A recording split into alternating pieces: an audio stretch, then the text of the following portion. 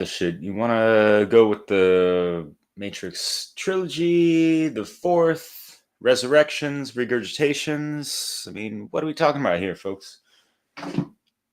Yo, I ain't talking to myself. I saw y'all. What's going on? Bonjour. All this stuff.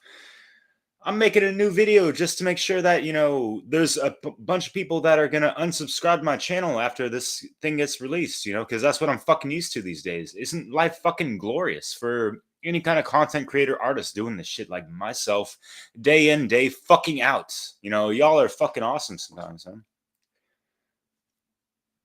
But on the unsarcastic side, I really find, a good core of my friends, audience, whatever you want to call it, like legit and quality, Thank you so much.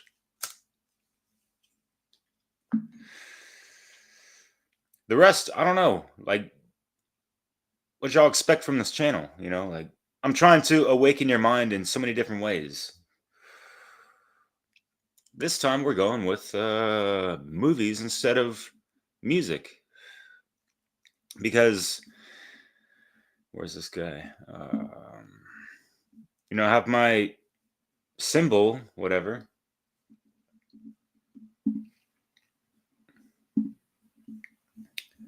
That has truth, reality, and music. It's not just about the fucking music. Truth is the most high. Go figure, right? But so I did a great video chat with a great gentleman out in the Netherlands, Glenn Tram. He's done some fantastic work, wrote a book, did a whole series about this whole Matrix stuff that I might share in this whole series of live streams about the Matrix.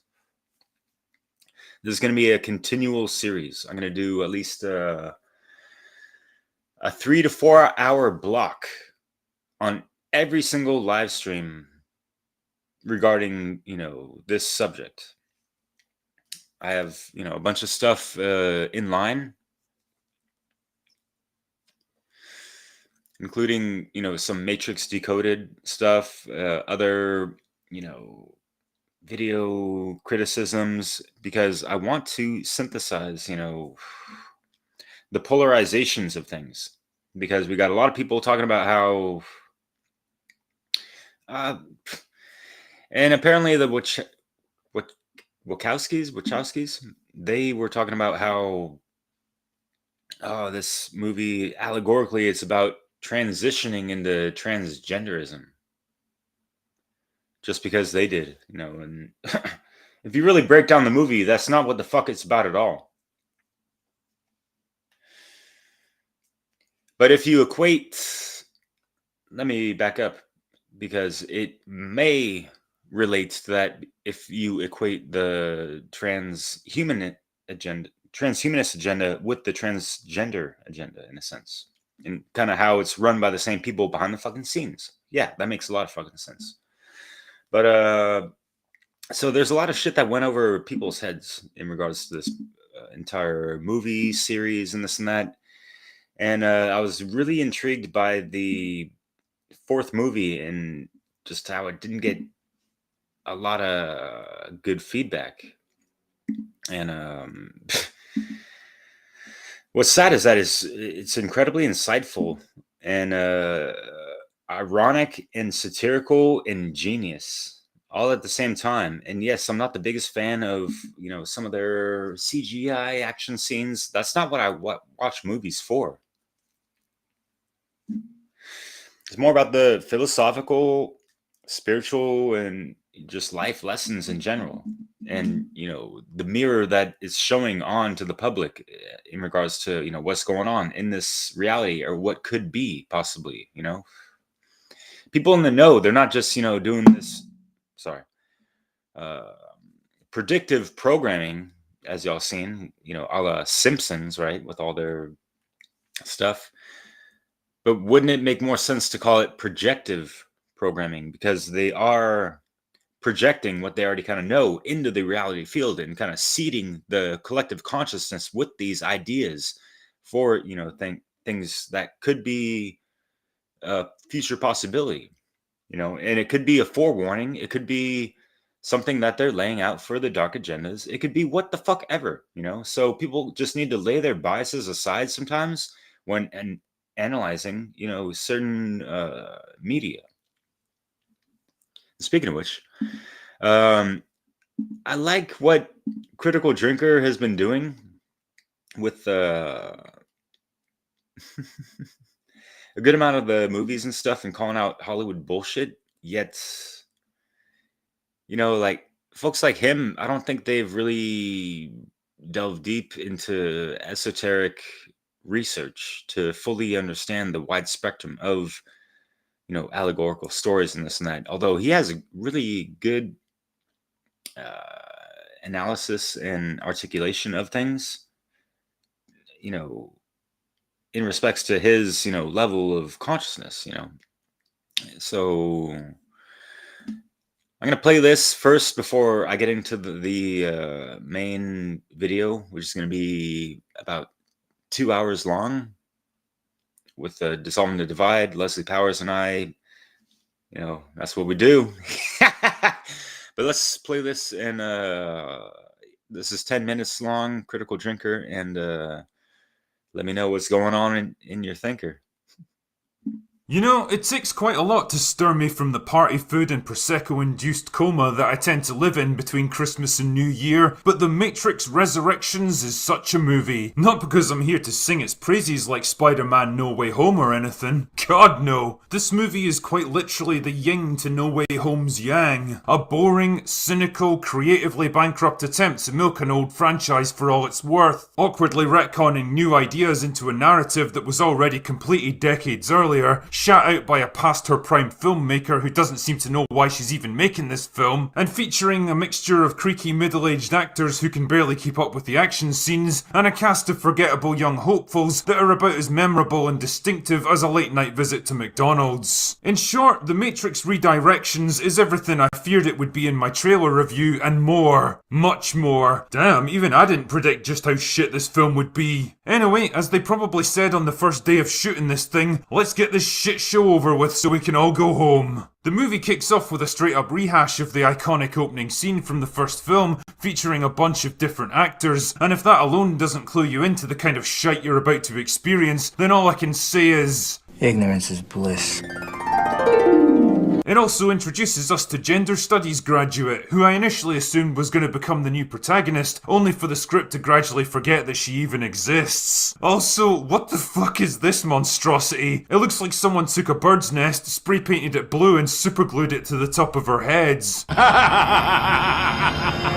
So gender studies graduate suddenly comes face to face with Morpheus, who's now an agent for some reason, only he eventually became self-aware and decided he needed to find the one.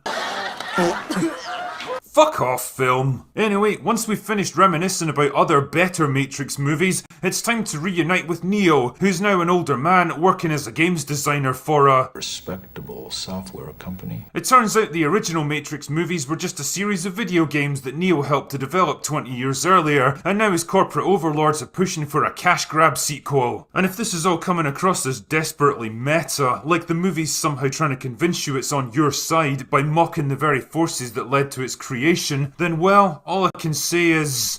that is the sound of inevitability. Neo is now a wealthy but unhappy man, living alone and unfulfilled in his expensive house, and yearning after a strangely familiar woman who goes to his local coffee shop each morning. He's also having trouble separating fantasy from reality, which forces him to take regular medication and visit a therapist played by Neil Patrick Harris on his foreheads. I wonder if this could turn out to be significant later. A few minutes later. So this turns out to be significant when fake Morpheus and gender studies graduate confront Neo and persuade him to take the red pill. And wouldn't you know it, he wakes up in a sleeping pod. Again. Gets rescued by a hover ship. Again. Meets the crew. Again. And goes through a fighting program with Morpheus. Again. Then gets taken to Zion. Again. And the place is now led by a very old Niobe. Remember that extremely interesting character that everyone cared about from the previous films? Nah, me neither. The upshot of all this bullshit is that it's now 60 years since the events of the previous movie. The humans that were originally trapped inside the Matrix began to rebel against the programming, leading to an energy crisis and a civil war amongst the machines. But Neil Patrick Harris and his forehead eventually found a solution in the form of Neo and Trinity by resurrecting their dead bodies and plugging them back into the Matrix, and somehow their unfulfilled love for each other is what keeps the system functioning. I don't fucking know, man, and I don't think Lana Wachowski really knows what she's trying to say here either. The point is that Neo wants her back, so he launches a mission to go back into the Matrix, find Trinity, and rescue her from Neil Patrick Harris and his forehead. Meanwhile, gender studies graduate and her forgettable friends have to sneak into the machine city and retrieve her physical body without the machines finding out. So Neo does all of that bullshit and gives her a chance to leave the Matrix, but then Trinity's like, nah, it'll be fine. Then her husband Chad, and I really mean that, his name is literally Chad, gets just a little bit too pushy, so she's like, nah, it won't be fine. So Neil Patrick Harris in his forehead is like, right, you guys have to die. Then Agent Smith, who now looks, talks and acts like a completely different person, shows up for some reason and saves the day. Then Neo and Trinity jump off a building and Trinity decides that she can fly now because she's also the one, or whatever. Fuck off, film. Then they go back to Neil Patrick Harris and his forehead, and Trinity beats him up, despite the fact that he's a fucking administration program who can't even feel pain. Then they have a good old laugh and fly off into the sunset while holding hands.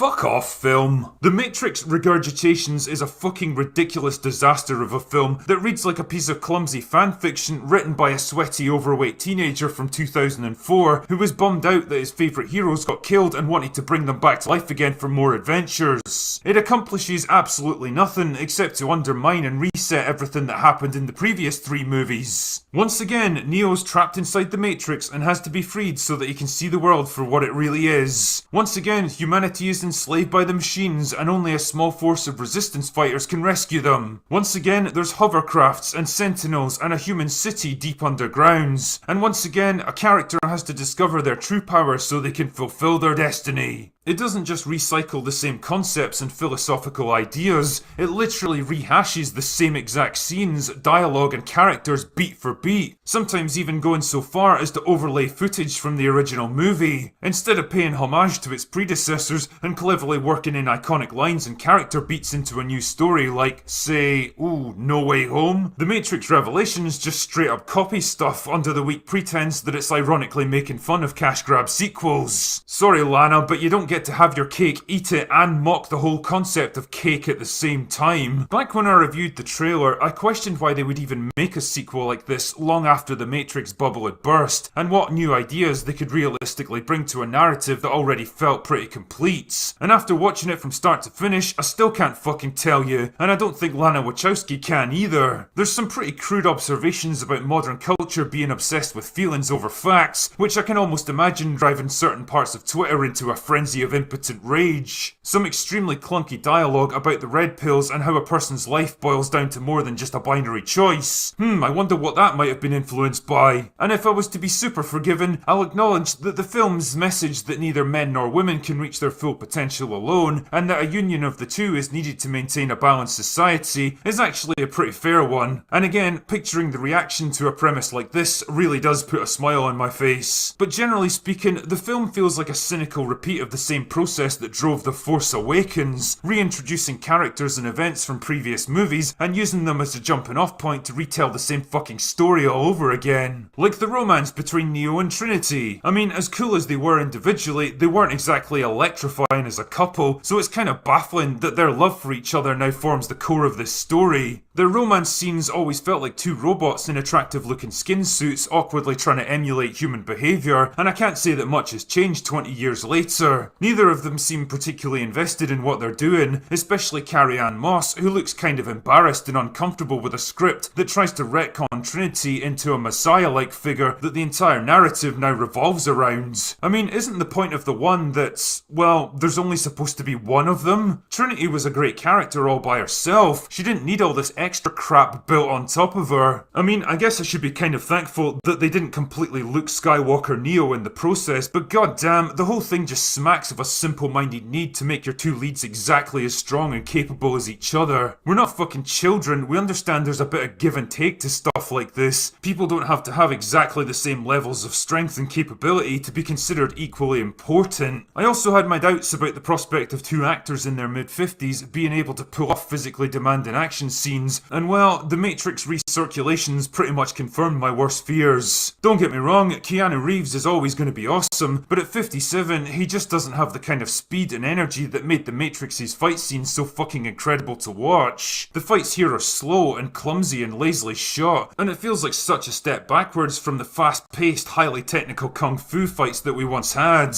Ultimately, the Matrix Regenerations fails on just about every level possible. It fails to properly honour the past by leaving it well enough alone. It fails to tell a compelling new story or add new ideas to the world it created. It fails to establish interest in new characters or take old ones in a new direction. It fails to surpass the spectacle, energy and originality of a 20-year-old film. And most of all, it fails to deliver a compelling reason for its own existence. The Matrix Retaliations is a film that never should have been made in the first place, and the more I think about it, the more I wish that it hadn't.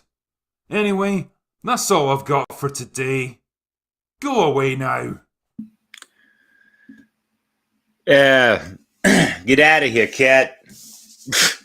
Honestly, that was one of the more unpleasurable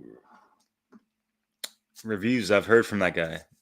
He's usually pretty funny, but he just got a lot of shit wrong, and it's like, all right, attacking, one of the characters because she has fucking blue hair and so what? So he calls her or identifies her double meaning with that as a gender studies person. It's like, the fuck you fucking talking about? She actually, in the movie, if you watch the movie, she used to be, washing windows, and she saw Neo, attempt to, fly off a building or some shit like that. So it's just weird shit. And, just like, this quick witty banter shit of, someone just breezing over this stuff. And, the average person is just going to be pretty amazed. Like, wow, this person's talking about this stuff. And, oh, it was like that.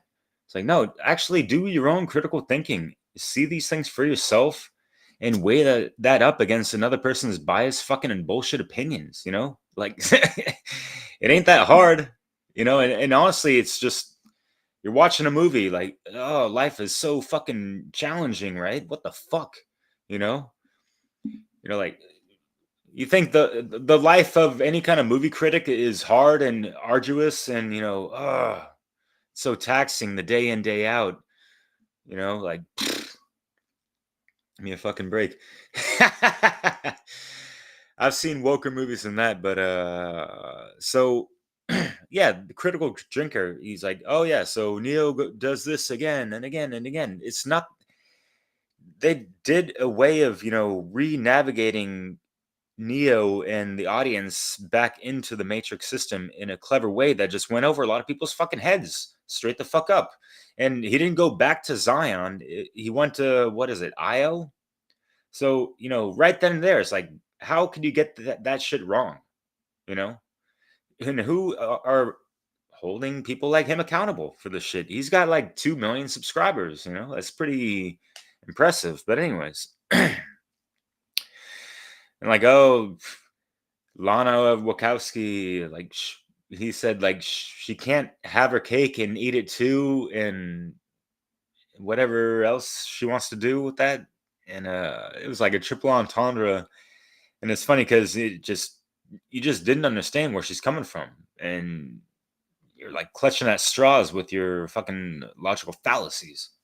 So whatever, and but you did definitely get some things right in regards to what you didn't emphasize enough, which the main crux of the movie was about, with the villain, Neil Patrick Harris, which did a brilliant job. Whether or not his fucking forehead you want to make a big deal about was there or not, it's like he was talking about how humanity cares a lot more about what they feel over facts.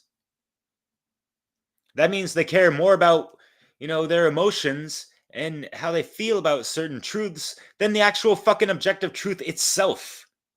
And this is what the fuck is still going on, and it's being perpetuated on a daily fucking basis. And that's what keeps the matrix system running and churning seamlessly, as those Apple Macintosh designers would say in their little fucking, keynote fucking things. But anyways, yo, illuminated consciousness, what's going on, yo? Yeah. You know that woke is a 4-letter word, right?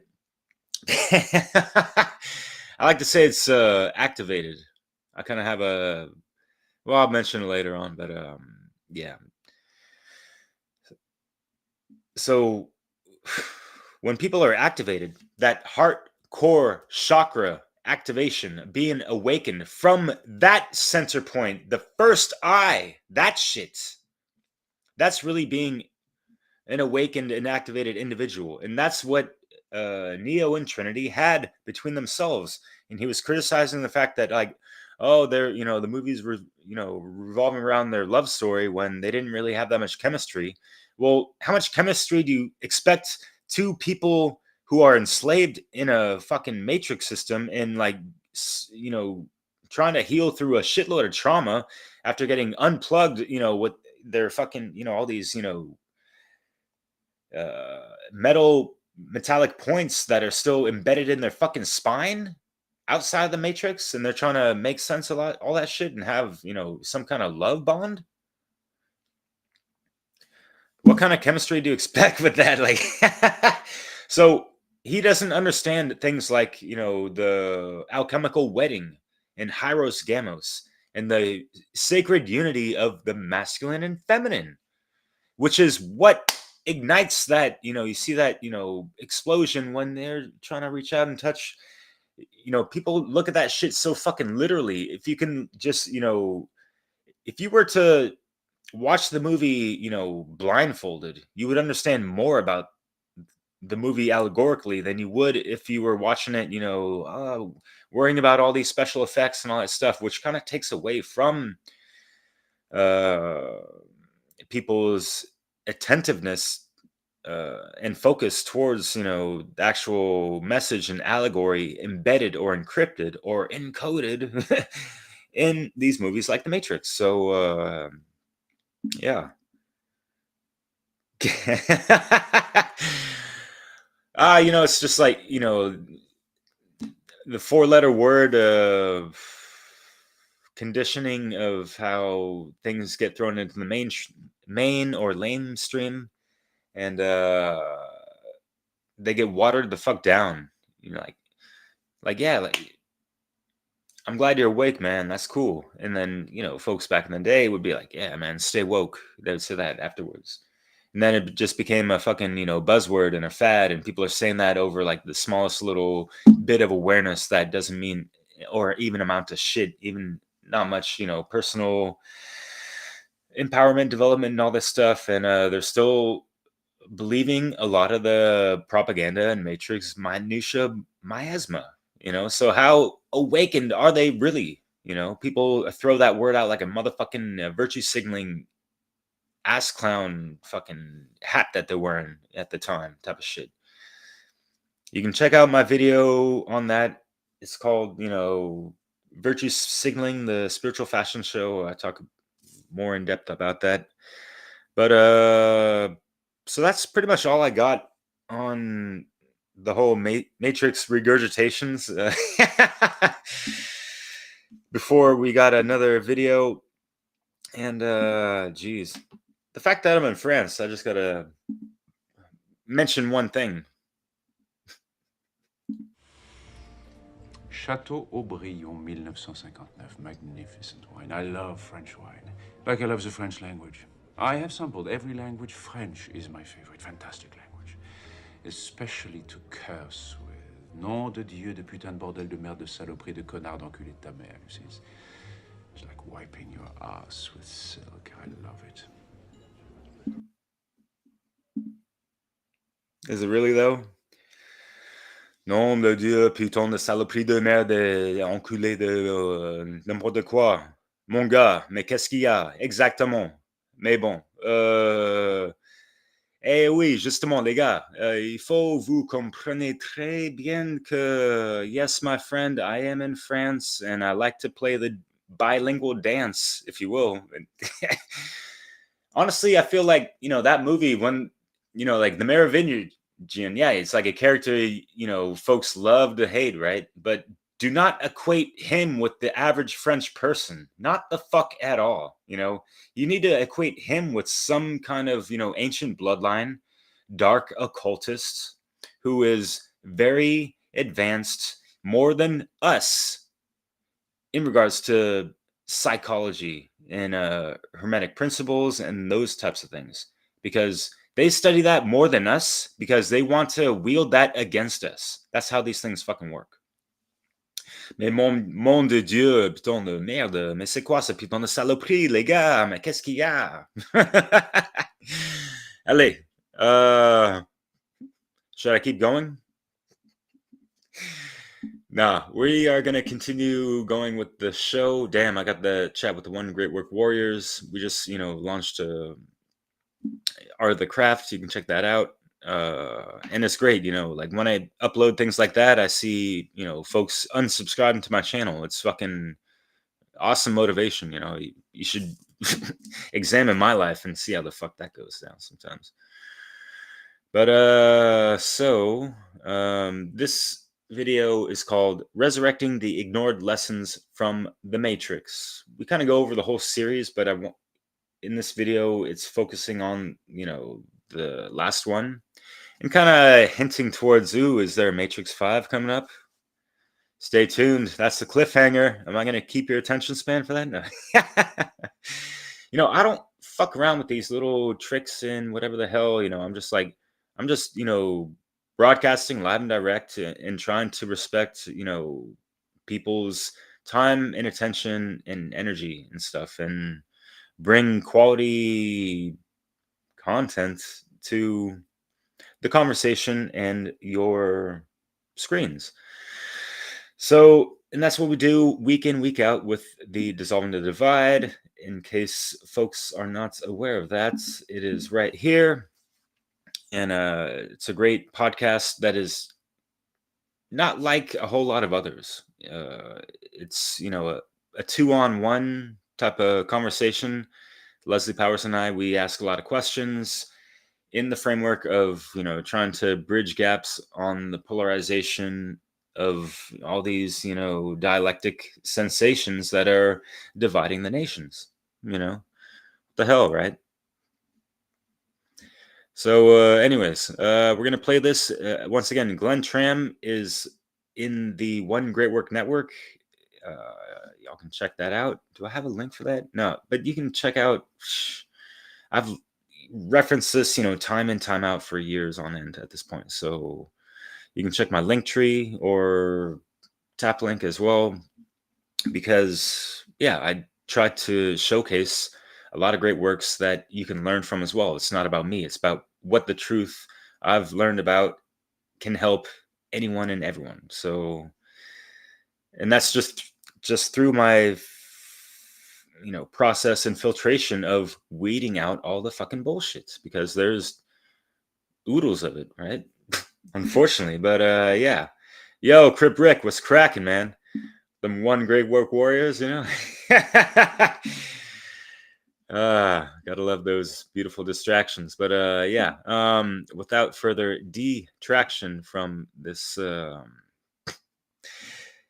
it's gonna be a cool little, check out this intro. It's, yeah, we're going into the Matrix in a deep dive, about 2 hours long. Rick and I, we're gonna be chatting live and direct in like 3.5 hours, huh? All right, let's do this shit. Welcome to the Matrix, a world where the boundaries of reality are blurred, and humanity fights to break free from the chains of illusion. Meet Neo, a disillusioned computer programmer searching for answers in a world that seems too perfect to be true. Joined by allies like Trinity, a fearless warrior, and Morpheus, a wise sage, Neo discovers the truth, that the world he knows is a simulated reality, created by machines to subdue and control humanity. As he delves deeper into the secrets of the Matrix, Neo unlocks hidden powers within himself, becoming the one prophesied to lead humanity out of darkness and into the light. But standing in his way are the agents, powerful programs sent by the machines to maintain the status quo and eliminate anyone who threatens to disrupt their control. Prepare to question everything you know about reality as you journey into the heart of the Matrix. The Matrix, a mind-bending adventure that will leave you questioning the nature of existence itself.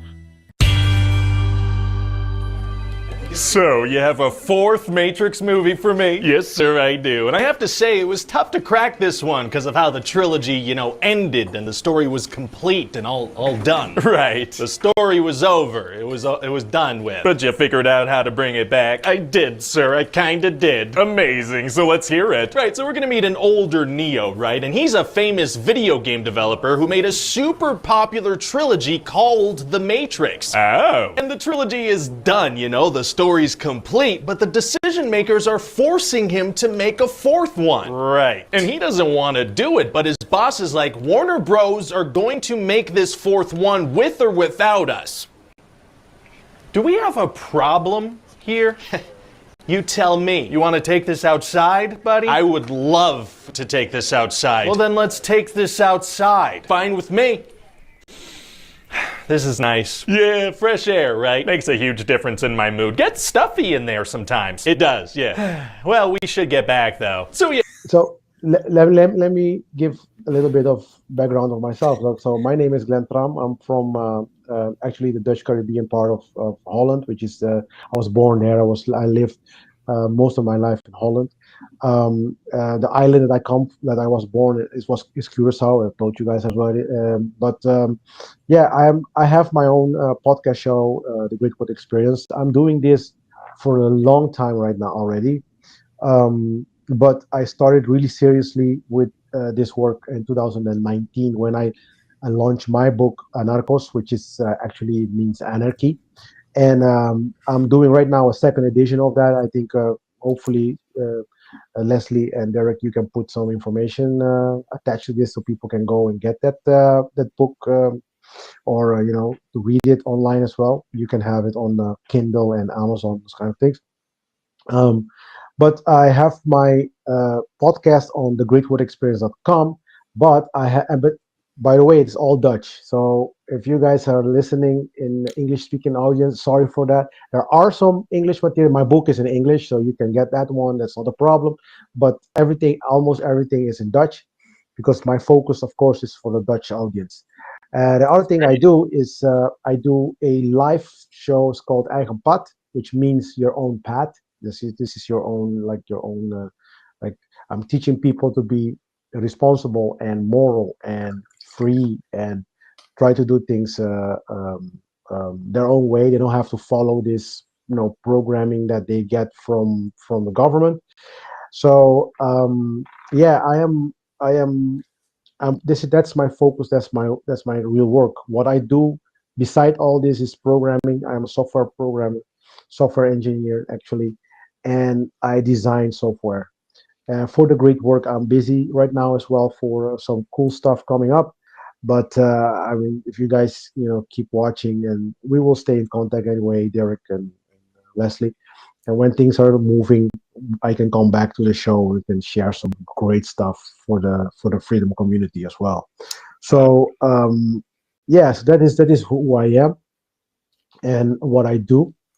And so I'm very excited to discuss today the Matrix.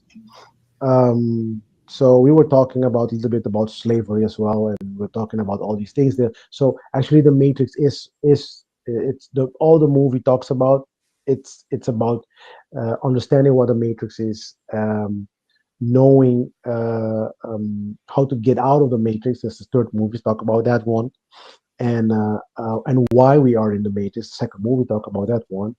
And what I love about the last one, I think personally the last one was even better than the first three, but I think personally after the first one, nobody loved the other ones. So the second one, the third, and the fourth one wasn't that popular. But for me, the first one was good because it talks about, I would say, the cage, right? And everybody wants to talk about the cage. Yeah, we have there's a beautiful bar, there's a beautiful this and then, but nobody wants to do nothing with it. Like it's kind of like they talk about the prison. This is what I mean with the cage. They talk about the prison, and but everybody has an opinion about the prison, and this is what they call being awake, you know. But it is not being awake at all, actually.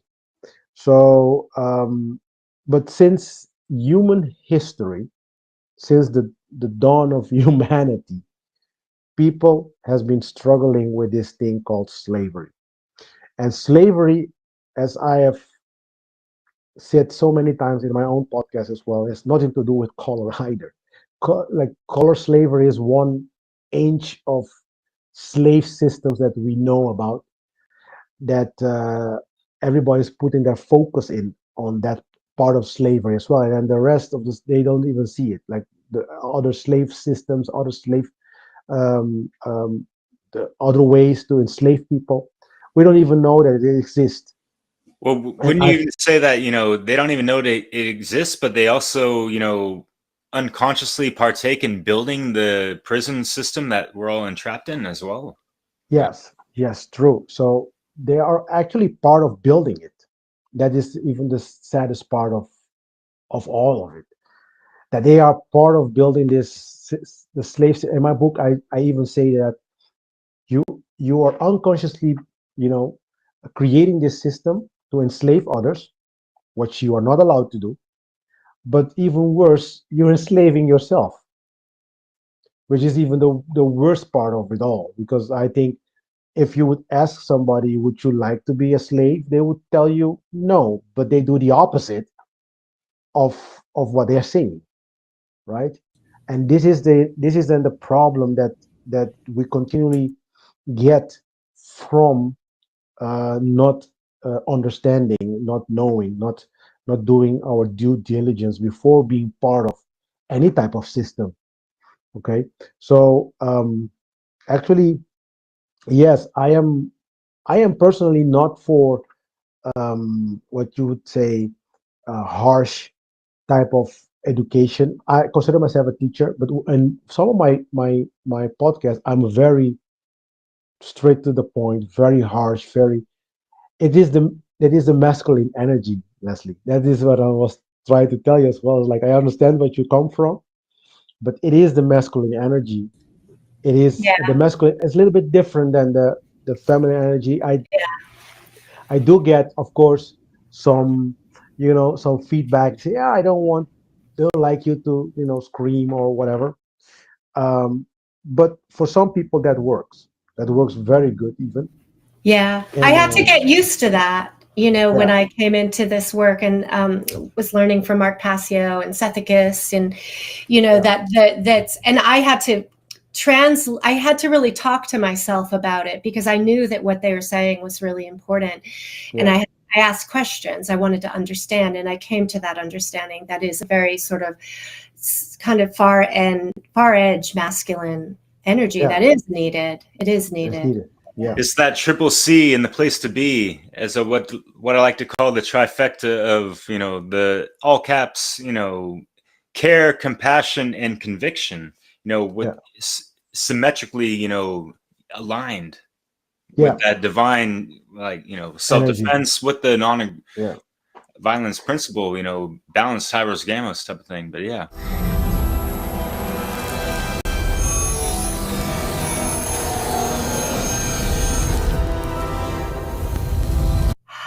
Hello, everyone. This is Leslie Powers, and I'm here with Derek Bartolocelli and our wonderful guest, Glenn Tran. And welcome to Dissolving the Divide. We have a great conversation in store for you today. We're going to be breaking down some things about our system of slavery that we all are a part of, and many of you may not even recognize it. But we're going to help expose that and talk about why we need to get out. Yeah, no Derek. doubt. Leslie, thanks so much. And Yeah. I've wondered why basically since this Matrix 4 movie came out, and even like the previous ones, there's been a lot of bitching and complaining and moaning and groaning about what exactly, because the movie didn't go down the way that they thought it would, and they couldn't really depict the allegorical stories and how it relates so like literally to our lives in this reality, that the fourth edition had to kind of make a mockery of people and the critics and even the people that were pressuring them to even make a sequel to the trilogy. And now we got Matrix 5 in the mix. What about number 6? I don't know. Glenn, tell us what's good, brother, man. Like, Hi, how are you?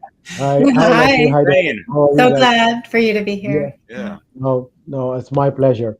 I was talking like really early on as well about this topic.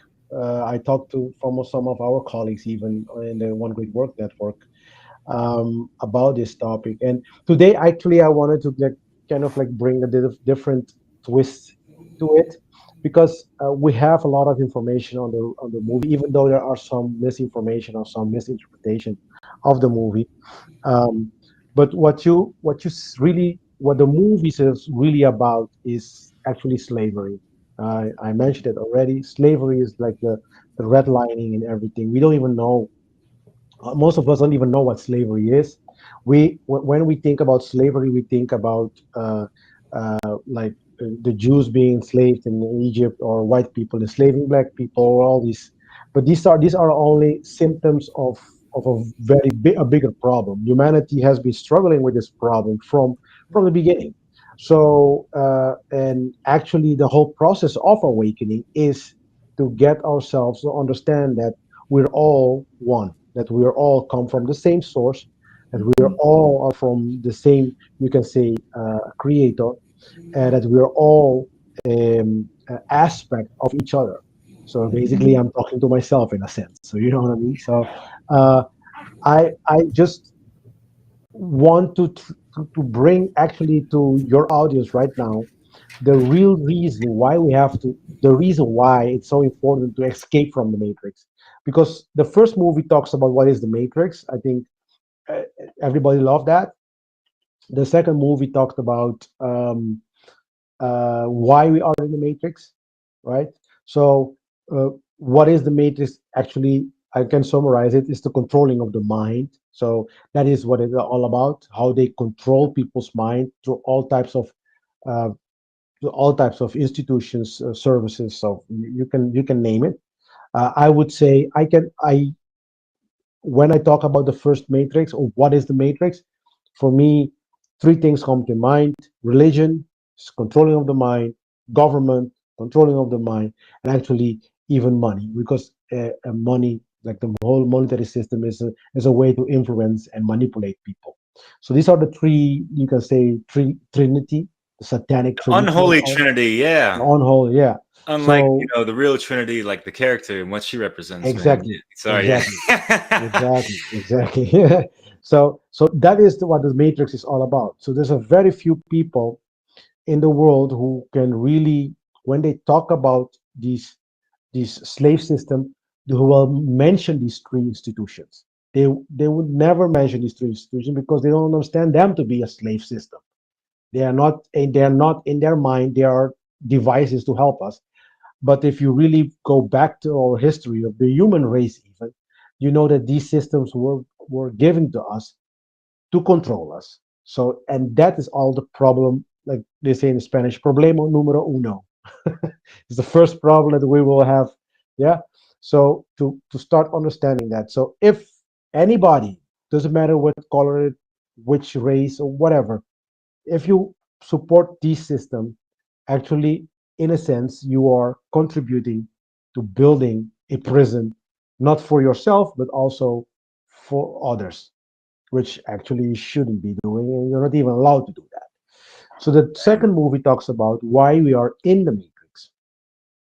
So, and the reason why we're in the matrix is because we don't understand cause and effect. It's one of the laws of nature.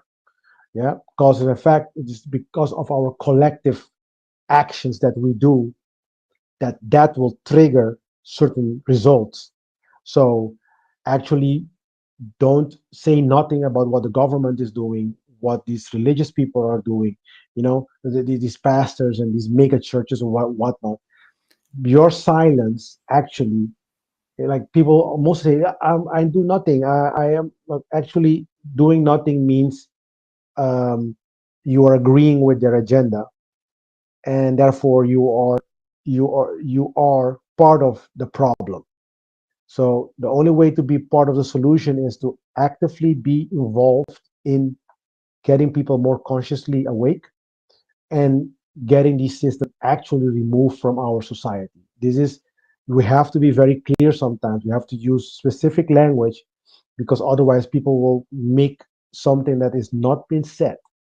So we will really need um, our people to understand that this is a very important aspect of removing the system from among us, because that is going to trigger that the human race as a whole can go forward. As long as these systems are in place, we will stay stuck and we will stay childlike. We will do childish things. We will treat each other as beasts, right? So, because we don't understand cause and effect, we need to understand actually all the laws of nature, even. But cause of effect is one of the most important one because it directly judges yourself. Okay. Yeah, can I add one thing real quick? Because in context of what you said, yeah, and I totally resonate and read into what you're speaking about. And yeah, Mark, you and Mark Passio have done great decoding the matrix, if you will, videos that go over and analyze, almost like frame by frame and Yes. the whole dialogue. I mean, this needs to be emphasized all the time when people are watching movies. You really got to pay attention to the dialogue. Yeah. Like that's what my forte has been about with music as well, like the dialogue, the lyrics. That's like the magic and the message kind of thing. And if it goes over your head, then you missed it, and that's why You people missed want to criticize things.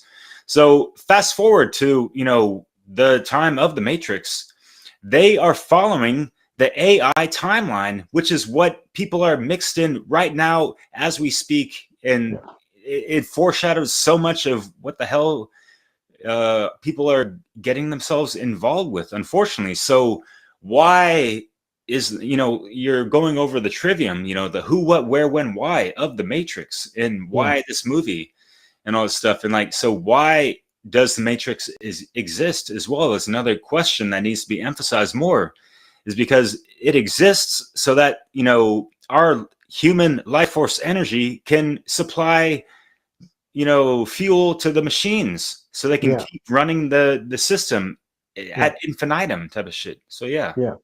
So actually, that is one of the reasons.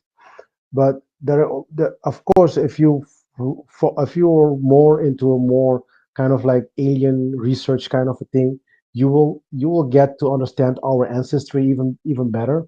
So why this race of Adamo, like the Genesis, the generation of Isis, Genesis, that is what the quote unquote Bible, the holy book, is all about. It starts there, the how they created this race called the Adamo. So you can go very deep into this. The why for the Matrix. If you ask me right now, I would say these beings that came around 300,000 years ago, they needed a system to control the human race, because they have injected us with, and then this may sound crazy if you're not really informed about this, but they injected their DNA into us. This is the genome number 2 is all about. And they have kind of like modified us in a sense that to use us for their own purposes, and then to be able to control their own quote unquote creation. They have introduced these things to us. So they have taught us all these ways of manipulation, and we're doing this with each other thousands of years already. Kind So of like colonizing us. it's a kind of like a colonization. And apart from that, we had few colonizations even. And these things, if you are interested, if the viewers are interested, you can read books as the Emerald of Toad Emerald tablets. You can read things like the Epic of Gilgamesh. You can read things like let's see, Enumi Elish. These tablets, like they really talk. These are Sumerian tablets. You can read it as well. There are good interpretations out there, good translations out there. You can come a far way. You can come far in your search for knowledge on that regard. This is where the system of the matrix has been introduced to the human race. Okay, so it is not even something that it's not even something that we kind of like thought of. It has a way more intelligent being brought it and gave it and present themselves as God to us. That is also one of the things that a lot of people don't understand. That's what this whole Elohim in the Bible is all about. Like in Hebrew, I studied Hebrew a little bit as well. So in Hebrew, the word El is God, and then if you have actually, it's not even Elohim, it's Elim, which is then the Im denotes a plural word. So Elohim, they put the he in there, which is another like kind of like twist into this whole thing. But the word Elohim, it doesn't mean one God, it means gods. And if you read the book of Enoch, that book will tell you who these gods were. Who these this were like kind of like 12 or 12 or 13 aliens that came, like what we call alien. Then they came together. They call them these angels of archangels. This is what they call them in the Bible, angels and archangels. And they come together, and then they have discussed how they make even a pact because they knew that they were kind of like going against natural law. So they created this kind of like a agreement that they don't chicken out through the process, because they know that what they were doing was illegal according to natural law. So they created kind of like a pact with each other, and this is like they really go through it in the book of Enoch. So this is where the system of the matrix has been given to humanity, and the families who have been left actually on Earth, because actually they themselves, there was a point that they just left. The Merovingians and all that. Okay, so the Merovingians, that's very good. That's a very good. That's very good that you mentioned that, because what happened is that when they went away, like when Moses came, like kind of like in the picture in the Bible, this guy was actually a it is what in Egyptian they call it the Ikhnaton. Ikhnaton, he came with this idea of worshiping one God, and that one God, which is just another alien, just another let's call them Anunnaki, the Anak. They kind of like brought this whole idea of worshiping that one who wanted to be worshipped, which was Amun-Ra. And so that's why you say Amen after each prayer, right? But it's not really a different system either. They just wanted to conquer the world, and this is where we get these families from as well, because the knowledge that you can say Moses gave to a set of group of people, that knowledge still exists today. That was a knowledge to kind of like conquer the world. And the way I understand it, the way my research went, was that you get this when Amun-Ra itself, left the earth, he left a group of people called the Rakam. It's called the Rakam, and if you translate that word Rakam, you will see that Kam is kind of like a word. You would translate it now for child, and the Ra, which was a transliteration, you can say, of Rot's child, Rakam. You see, so these families, they have this knowledge of the occult from this being, directly from these beings, to do certain things. So it's kind of like as well they have a pact with these beings. kind of like a agreement with them. And but these if you really want to talk about uh, the source of it all, we can go talking about these things for years. But my intention right now is not even to focus too much on the source, because it already happened. And then that is also the reason why the first movie was so popular, because it talks about the prison. It doesn't talk about the things that people needs to do with themselves to change the condition of the prison. Because even though these are highly intelligent beings, even though they have done what they have done, it doesn't mean, number one, we have to stay like this, and number two, it doesn't mean that um, they have the, the the the right to do it. They don't, because they don't. Yeah, is just because we are lower intelligent beings means that these higher beings can do whatever the fuck they want to do with us. It doesn't work like that. Yeah. The premise at the very start was that we are not of value, that we Yeah. are like subhuman or sub to whatever they saw themselves as. And Exactly. the allegory of that with the Matrix is that, we're actually more, holistically intelligent than they are. They have to, feed our life force energy to, keep their shit keep going. Together. Yeah. You know? Yeah, we were food for them. Like in some cases, even literally. This is where this the sacrifices of the indigenous comes from. Like they really take like human beings and sacrifice them for these gods. It is their food, you know. So and I want to say something that's very interesting. I was came across some information that. And I would encourage everybody to look at these things for themselves, because sometimes I just read all over the place. I have a very big library, so that these beings, they were experimenting with artificial intelligence already, but that failed for them.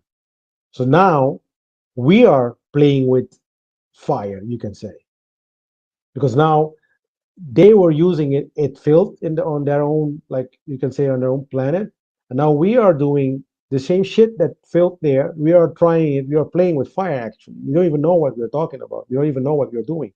I mean, even Elon Musk said, like, even Elon Musk, who is building these things, was saying that this is dangerous territory. Yeah, he warned us. His Yeah, obligatory warning as yeah, he continued to proceed, right? as you can The yeah, doppelganger agent, yeah. exactly. So what we have to understand is that you have to understand, I'm come from a technology background. I love technology. This is like one of my things that I really do love in my life, actually, is technology. But as long as we are not free, and as long as we're not conscious, because this is the point, none of these things is worth anything if you're not free and if you're not moral. Actually, that's the clue. That is also the you can see the summary of my book, that none of these things are even worth having if we, number one, are not moral, number two, if you're not aware who we are. So why having these things? Because now you're going to create something. It's kind of like giving a child that doesn't know how to handle a weapon, give him a very deadly weapon to deal with, you know. So this is the problem, this is the root of the problem. Like we want all these technology, and in a sense I do think that we are giving these technologies to see, uh, are we going to grow as a human race, are we going to wake up, or are we going to fall again, are we going to be removed from the face of the earth for the, the 10th, or wait, I don't know, the 11th or 12th times, Right. right? Look around, people. What are people using technology for? In the whole vanity thing. Everyone has a smartphone. Everyone has like a camera, microphone, and whatever. They can say whatever they want. Just do a safari cruise around the internet, and I'm sure people have. But yeah, you see how people just squander the opportunity of using these tools for something really uplifting and enlightening and like world changing. Yeah. life changing for people and in society and things in general. Yeah, for sure, man. Yeah. So we really need to use the technology for the right purpose and the right reason, for the uplifting of our consciousness, for the betterment of the human race in general. But for that, you need a kind of a love.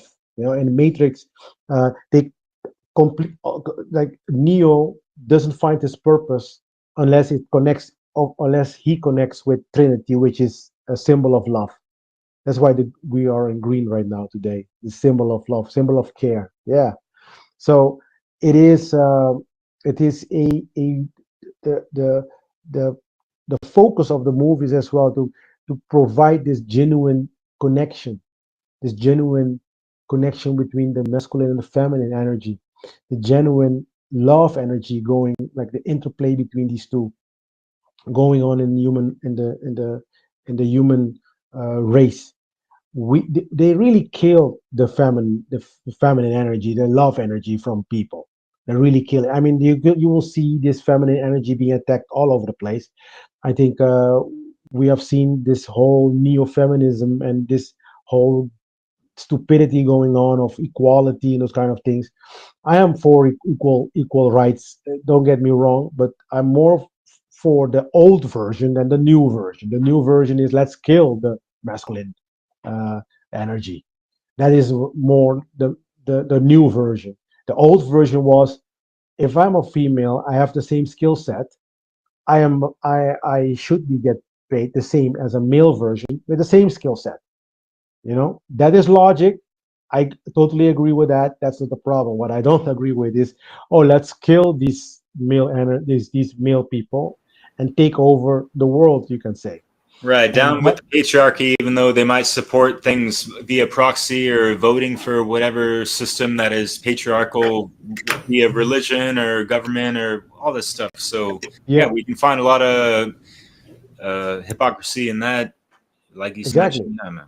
But yeah. So this is like really you can say the root of the problem we have nowadays. Is we don't understand this whole slave thing. And uh, but well, actually, the third movie talks about what it needs to get out of the Matrix. So that is like really the second movie, the third movie, and the fourth movie. For me, as you can say, a de-occultist, I appreciate those three even more than the first one, because the first one, I think the first one everybody understands, has a better even side effects. I mean, even the fourth movie, like you say, makes mockery of the three previous ones, because people didn't really get the message, and then they were like playing with that. And I think even in the fourth movie, people still don't understand the three before, and also the fourth, that they were telling them what the three before was talking about. I think still they don't understand it, because quite frankly, we want to hear what we want to hear, and we want to believe what we want to believe, and that is the matrix. That's the problem. The belief system that we have put in place, that because it really detach you from your responsibility, detach you from like this cause and effect. So it detach you from reality. It really is kind of like, I didn't cause that. It's that kind of environment you're going to create. So, it seems also that there's a indoctrination of powerlessness. Yeah. That as a whole, people feel like they don't have any power to do anything about the problem. Yeah. So right, they're not the causal point of their own effects in their own life. They're depending on completely on the system and all that. In the analyst in the fourth movie, he makes such blatant statements of how like people love being controlled. They love their slavery. Yeah. It's like pigs in a pig pen or some shit like that, slurping up the slop. Yeah. So actually, indeed, in the fourth movie, the analyst was actually the bad guy. Always comes up with the truth, in a sense. Big time in that one. Yeah. Yeah. In the fourth movie, you will see that very vividly, even. So the first three movie, like you say, Leslie, is it talks about like the summary. Even the fourth movie, I think this guy Jude make that analysis. It just gives Mr. you the Bullet summary. Time, yeah.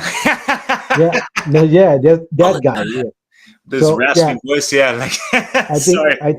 I think his name was Jude. Yeah, Jude. dude, Of, yeah. yeah, from Judas Judas, I Priest, think. what? No. Yeah, Judas Priest. Yeah. So, but the question was that he made the summary of the three previous movie was which was, are we subject to fate? Are we or can we escape from our programming? Or other words, do we have free will? Right.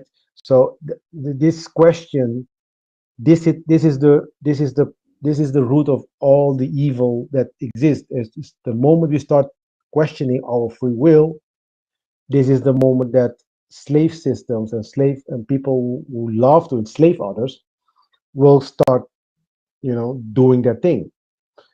Even giving you this slightest idea, the slightest doubt that you don't have free will is already enough for them.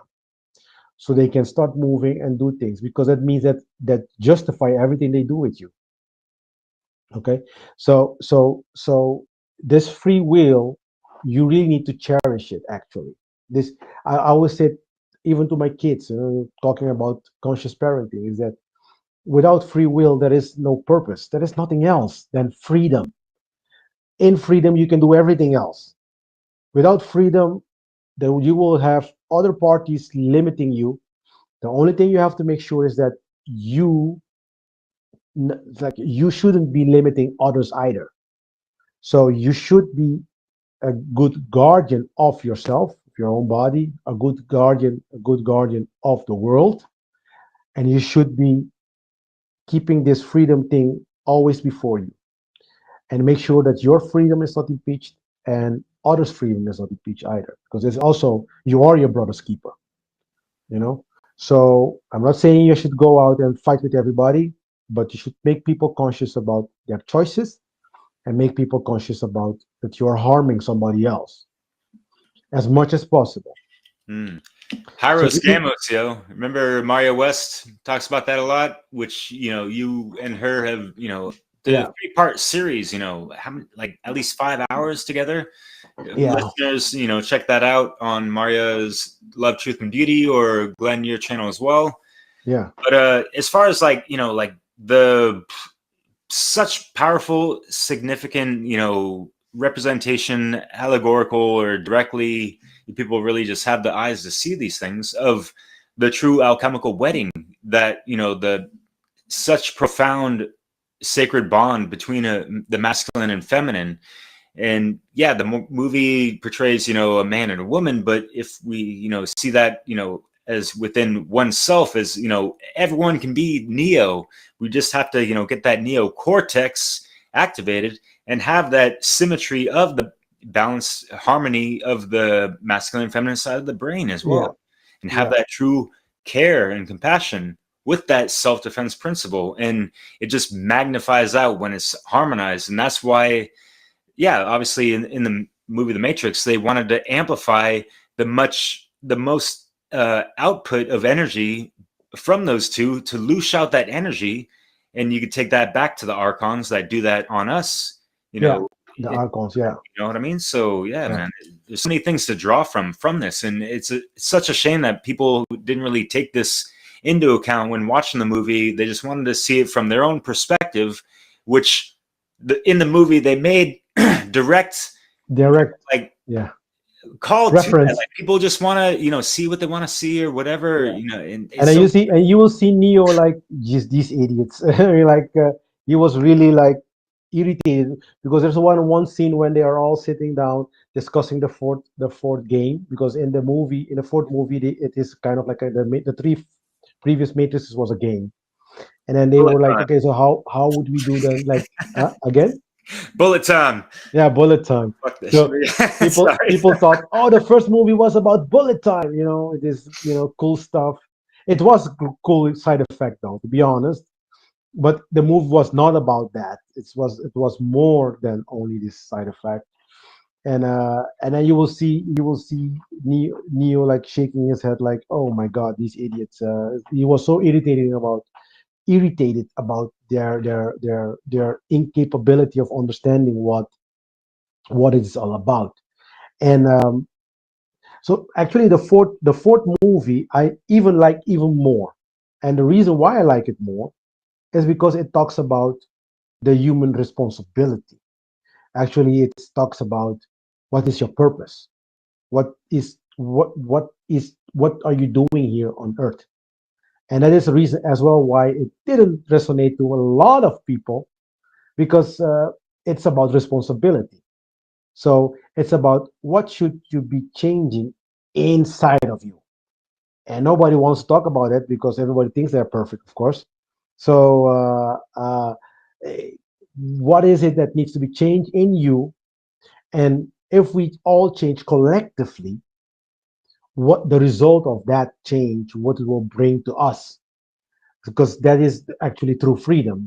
That's basically it. So I can imagine that this is what I'm proposing for this interview. That let's speculate a little bit what's going to come to the fifth movie of the Matrix. I think that's going to be a nice twist to this conversation. Even. It's like I was thinking about. Let's imagine that the fifth movie is going to be talking about why is it important to escape from the Matrix. So that the fifth movie is going to be addressing that question even more. But for that, for you to understand that, the four first movie needs to be understood. So what it is, what is the Matrix, why are we in the Matrix, how to get it out, how to get out. I think that the two last even more to answer the question, why it's important to get out. So, and I'm going to be a little bit more technical because in a sense, I am a teacher, so I go a little bit deeper into the occult.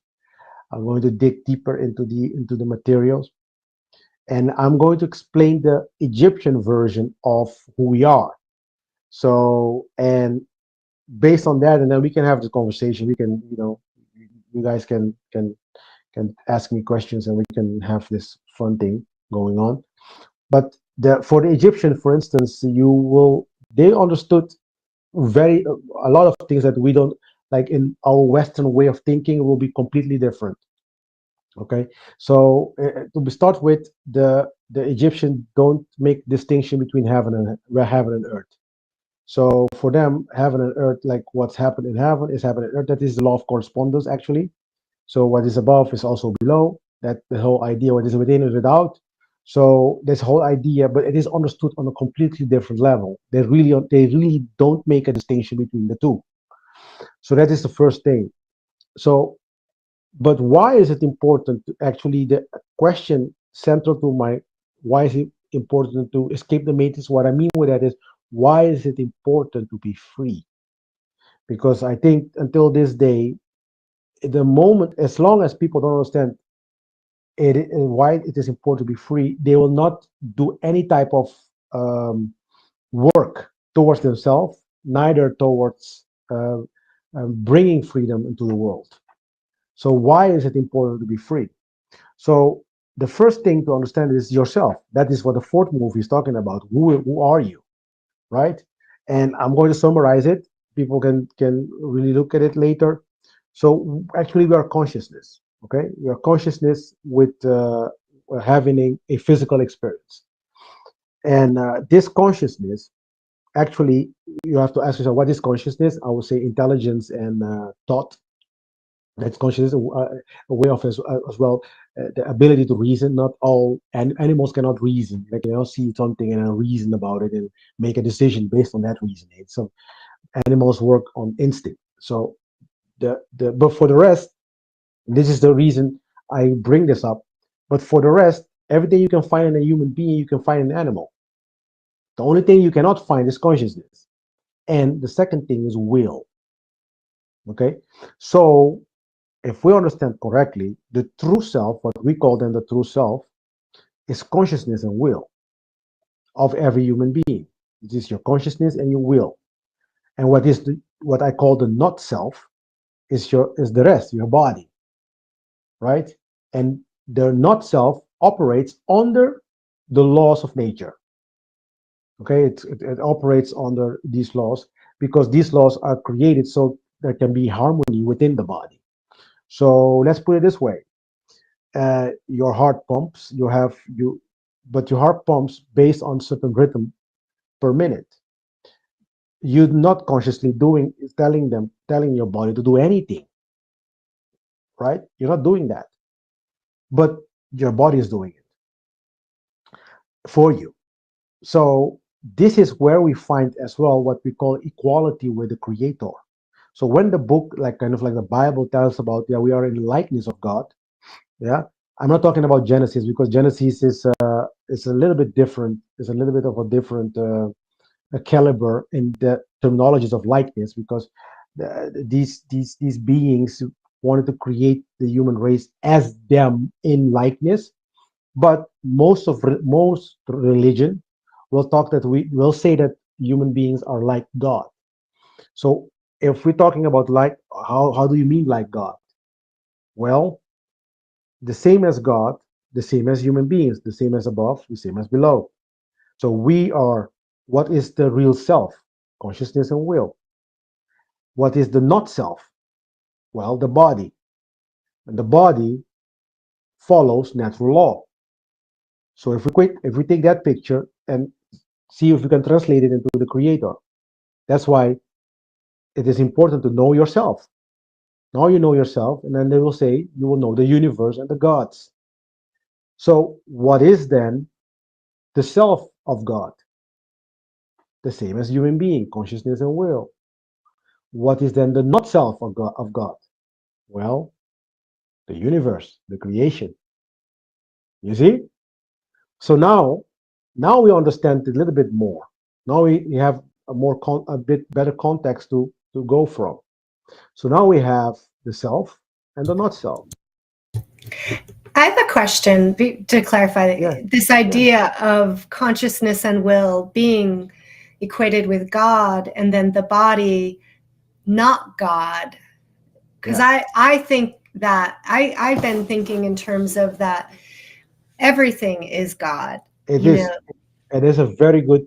Thank you for asking that question, Leslie. I'm only using this example so you can understand the self and the not self. Okay. But indeed, you are right. The body, actually, the everything is God. So, but if you understand, okay, so I can even explain a little bit different. Even I can say that the creation, and in a sense, the body is God in motion. You can go. I can go that direction, but the idea is just to give you this how do you call it, the understanding, right? That what are the similarities that we have with the Creator, in a sense, and then what we have the same with the Creator is this idea of consciousness and this idea of will. And I even can go even further than that. They are the same. So our consciousness and God's consciousness and our will and God's will should be the same. Actually, they are the same. The only difference is that God is omniscient, omnipotent, and omnipresent all the time. And we are on the other end of the spectrum, because it's kind of like a mirror of God. We are.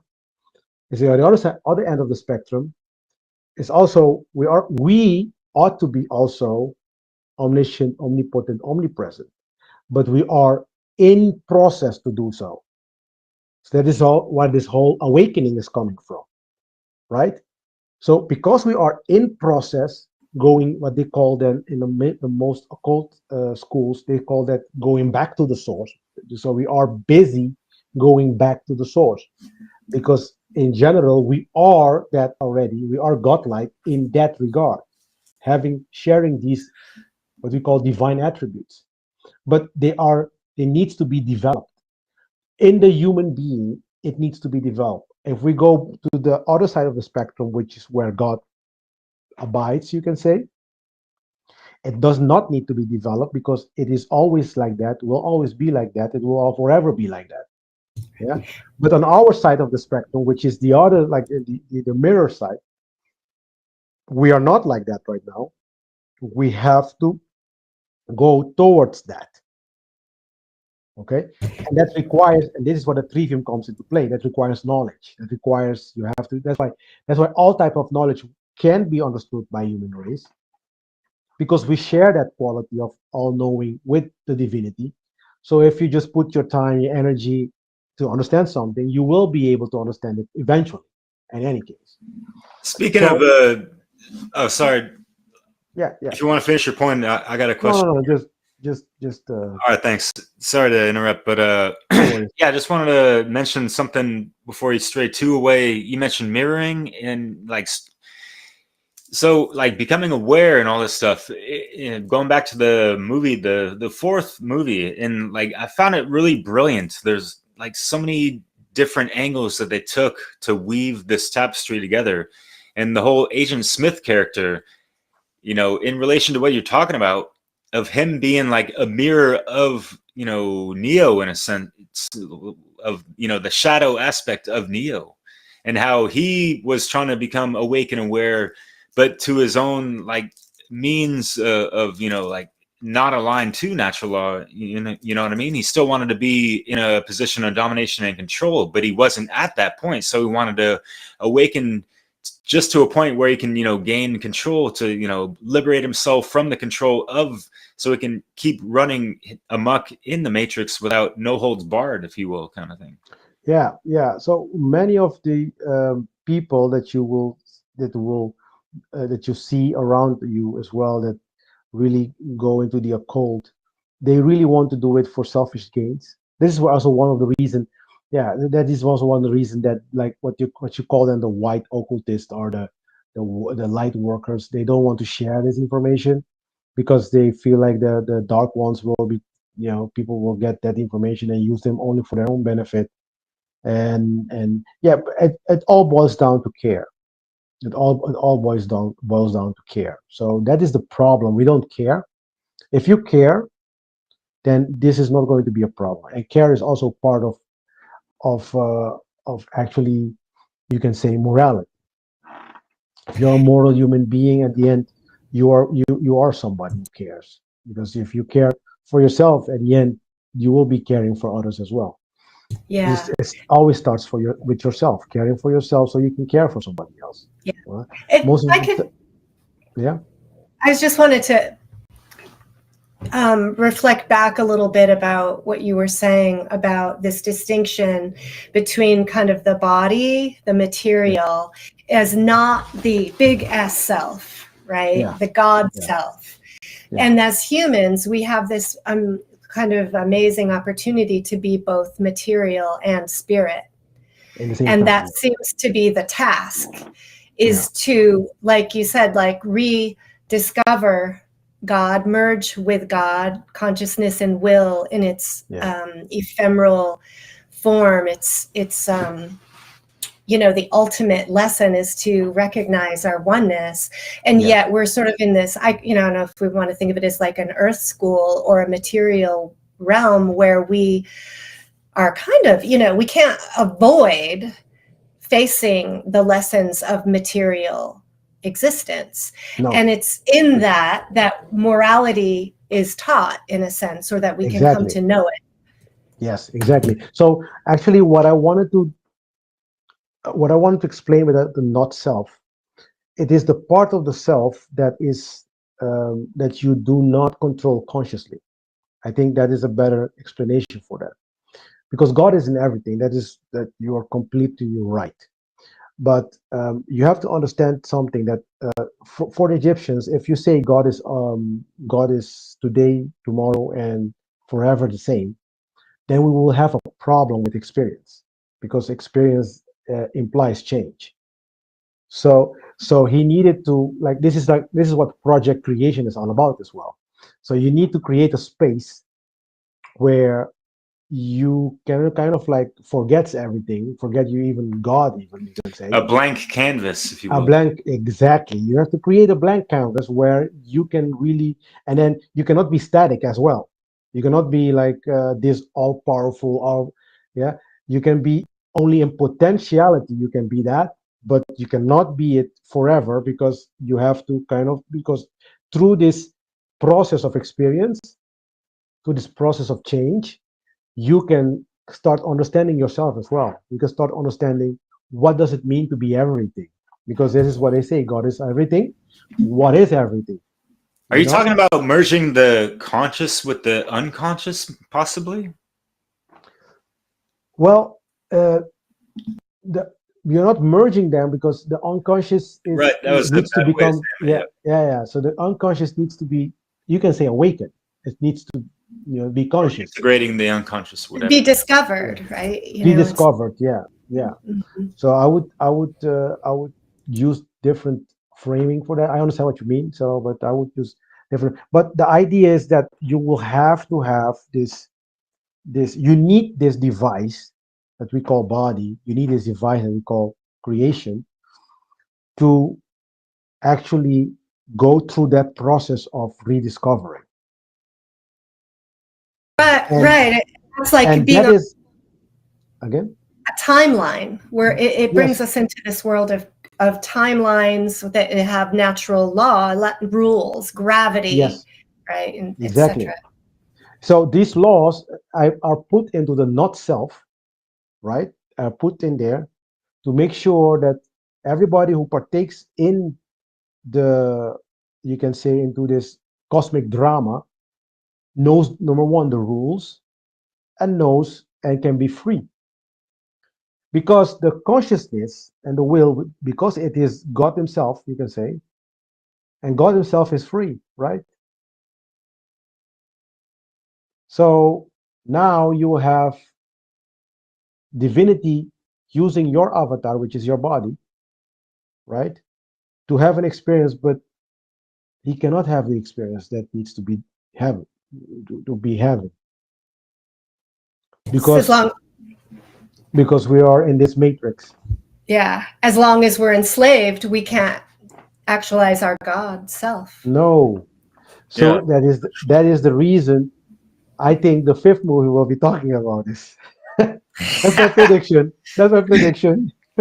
Is it going to be titled something, a la Mario West, how to waltz in and out of the Matrix, to grab folks to, wake them up and make sense of, all the makeshift misplacements of, what we're all placed in and that kind Yes, of messed up situation? I'm very curious about what the next title will be. The same as you. I hope they get something spicy, as Maria would think of. Yeah, and I was going off of obviously what you Passio and I think Brandon Martin also did a cool decoding the Matrix podcast or presentation, if you will. Yeah, and like just kind of like answer or putting a specific question in regards to like the trivium to understand what these movies represent, what they're about, the allegories and all this stuff, and what the question is in regards to our reality and how they answer it through their movie and through the Yeah, allegories and their messages. And yes, it does take some time to kind of decode these things, if you will. And that it's so genius because, it's like a sci-fi, whatever, talking about computer hackers and that kind of stuff, coding and all this binary speech and all this stuff. And yeah. all these play on words and the reality and consciousness and in the computer realm and all this stuff. So yeah, people just don't really Understand it? No. appreciate the magnitude of what they incorporated in all this stuff. I Yeah, feel sometimes. yeah. But the thing is, the thing is that we, at the end, it's the same story. At the end, it's the same story. It is just packed differently. It's the story of the Christ. It's the story of becoming the God self, right? In the Egyptian they call the Christ the Asar. That is the Christ in you. Okay, you have to achieve this level of consciousness, and when you achieve that level of consciousness, is that you're gonna start understanding the laws of nature. That's mean. What does it mean to be true awakened? You understand the laws of nature. You understand that we are one and the same. So that means that if you kind of like um, enslave your neighbor, actually you're enslaving yourself. right? So what you do to others will be done unto you. So actually understanding these laws is crucial. Working not against the laws and the will of the creator, but with the will of the creator. So you have to get on board. And the deal is, according to the Egyptian, the deal is this: if you work according to the will of the creator, if you say, you know what, I'm going to work on myself, I'm going to develop myself into a better human race, human being, hence I'm going to partake into the betterment of the race as in general, I'm going to become a better man, a better woman, and if you do that, then you will make place for divinity to experience in you, with you, right? And in return, and it is the beauty of it, it will the divinity will give you the desires of your heart. Of course, if it doesn't violate the natural laws. So many, and this is what when Jesus was talking in the Bible, like saying like, seek first the kingdom of God and your righteousness, and then everything will be given to you. That is basically, that found its way into the Bible. This is an Egyptian. It is an Egyptian. It was an Egyptian belief system. Okay, of mythologies, you can say. So it says you change yourself first. Look for the will of the creator, and the will is very simple. It's clear as day. That is the creation. That is his will. That is what he wills to be manifested. So you just have to be a good, let's say, house father to it. Don't break it. Like now they are kind of like cloud seeding. I don't know if this is going to be aired on YouTube, because then you're going to be censored and removed, right? But this whole cloud seeding thing that happened in Dubai, and then they say, and then they have the audacity, the balls to say it's not cloud seeding. Of course not. After how many patents are available to the public to, like, yeah, whatever. Yeah. You can go online and type in I think it was like a geo contracts, yeah, geo contract or whatever. And then you get, they pay these people $3,000, €3,000, I think, to cloud seed. Like private pilots can go and cloud seed. I wanted to kind of go back to this statement you made about, being on board with the will of the creator, and then being a good man or woman, and that through this then opens up the door for the divine to come within, and the manifestation of good, in the world. And I think that one of the tricks that has been kind of put out there in the New Age movement is this idea of the manifestation, but which talks very much about individual karma, so to speak, but is leaving out the law of freedom, the reality that this is something we need to do together. And that one person it's a collective effort, and that one person being a good person doesn't guarantee that you're going to have a good outcome if everyone else is doing shitty things. Exactly. Because the condition of the world, it's still crappy.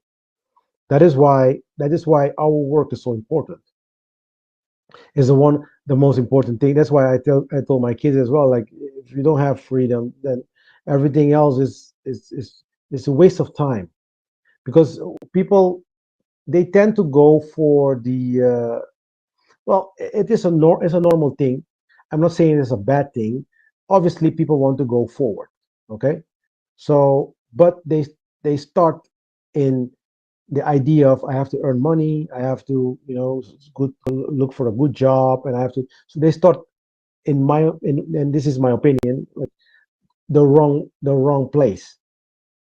They have to start with, actually it is the hardest place to start, but that is where you should start, which is the self first. Getting the self first in order, getting the understand who you are, what your purpose is in life, get yourself in alignment with the creator, and then everything that you wanted will be given.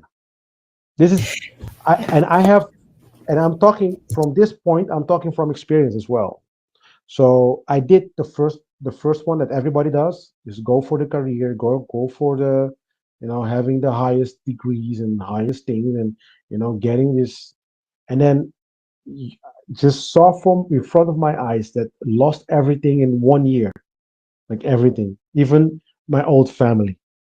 I lost my first wife into the process as well. Okay, and then changed my whole life 180 degrees. Pursue first, developing my inner self first, and then saw divinity restore everything, and then without me having to do little to no effort for that. And that is also my message for all these youngsters out there. Like, yeah, I know the other one seems the easiest one. It is the easiest one, but you will lose it as well as easy as you get it.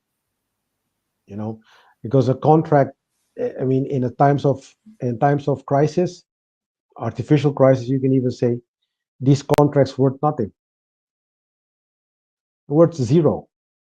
So actually get yourself first in alignment with creator. Make sure you're a moral person. Doesn't mean you cannot do anything. Actually, I feel freer than before, even. Because Totally. now, yeah, and the reason why is that I understand that what should and should not be done, like the wrong action and the right action. I understand that. So And the the universe moment got you your back, Leo. exactly, and then you Oh. will have this whole universe protecting you. So I'm like you are like really free now. You can really do. Divinity will have its way in you, and as a gift, you get what you want. Yeah, I wanted to just highlight something that is important in my work, because I'm a clinical social worker. I do psychotherapy with people, and I've come to really gain a relatively deep, understanding of how the mind-body connection Right. works, Yeah. and how there is a system of technology around how our emotions operate within the body, how trauma Exactly. disrupts Affect. and affects, right? How we perceive, and creates more compartmentalization within Yeah. ourselves, where we are cut off and Yeah. divided from, even our own emotion, our wounding, and from the system in its attempt to protect, because we have a built-in self-defense system. Yeah. And when the body unconsciously does this in a mental, emotional way, where we then don't even see our whole self. And so I think it's essential when we talk about doing self-work is that people understand that the technology of our mind-body system, and how trauma and chronic stress and the taking of freedom, the impact of that on us, Yeah. then we're going to get mad. It's going to become really clear how the system that we're trapped in is hurting us. Yeah. Immensely. And I got a question for you, Leslie, on that. But real quick, what you just said, because this is out of the analysts in the movie, right? The main antagonist, right? He explains that, the Matrix, the machines get the most energy output by people's emotions. So that's what they want to manipulate the most. So that's what they're looshing our energy force, life force out of. So, Leslie, I'm kind of curious, with your background and all that, when you saw that movie, Matrix 4, and you saw like the insidious ways in the ways that he was gaslighting Neo, the character, like throughout the whole movie in a sense. And so, like, what did you pick up with that? And like, just like, for anyone that has a therapist that isn't really quite in alignment to what Glenn you're talking about as far as like natural law and Yeah. just being like objectively true with objective Yeah. morality, if you will, that kind of stuff. Yeah, I think that, gosh, this is a complex topic, but That's why I love it, right? Yeah, no, Julie. so I see a distinction between most therapists who are truly dedicated to the wellness of their clients, and the degree to which they can actually help create deep change is going to be directly related to how awakened they are to this system, to this slavery system, right? How awakened a therapist is going to depend on where they're kind of working with, and the biases and the perspectives of the client. So, there's an aspect of the way our modern mental health system is, which is about identifying functional impairment. Well, that's measured by how well adapted you are to the sick society. How are you able to get up and go to work? Are you able to concentrate and focus on your job? Are you sleeping at night? So there's all these measures. It's very measured, symptom measurement. Sounds binary almost. Which is very much related to how well adapted you are to this the matrix, right? Yeah. And so what I see more and more is how this being part of the matrix is actually, hurting our mental health, and the people that, look at, the whole COVID thing. How many people who had some anxiety, who were pretty much good rule followers, always trying to do the right thing, care about people, anxious about, kind of making mistakes. That whole experience propelled them into full-blown, general anxiety disorders and health anxiety and, dysregulation in just numbers, like thousands now, which are making money for the pharmaceutical companies because they're getting on anti-anxiety medications and antidepressants, and they're getting therapy and their insurance, and there's all this control going on, if you're working with insurance companies, about what we can and can't do and how you record it, so it's like this sick system. But I am probably more so than other therapists, I'm validating the insanity that people are living in, the expectations of their jobs, highlighting or helping to reflect back that this response isn't something that's just something they can fix with their cognitive behavioral therapy, right? Because you can focus, that's a research-based intervention that's in a way, very superficial. You can use the mind to change your thoughts, to be able to adapt and stay in a sick environment, right? And that's not really healthy. So, you can guide someone to really get back to work and do their job, but if they're doing a job that's immoral, why is that a good thing? Not going, right? yeah. I don't know if that answers the question. I'm not as, my memory of the Matrix isn't super good because it was a long time ago that I saw it, and I'm still learning this decoding, actually. Yeah. So. Well, actually, the part of the matrix that like the part of the trauma, like you're talking about the trauma, actually it helps the what I call then the dark occultists to create what they call in the East, like the chakra blockages.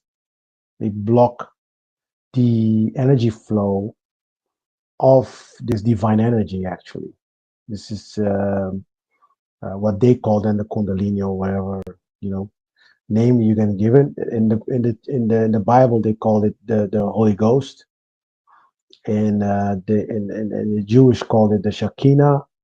The strangely enough, in the Egyptian mythologies, they call them the raw energy.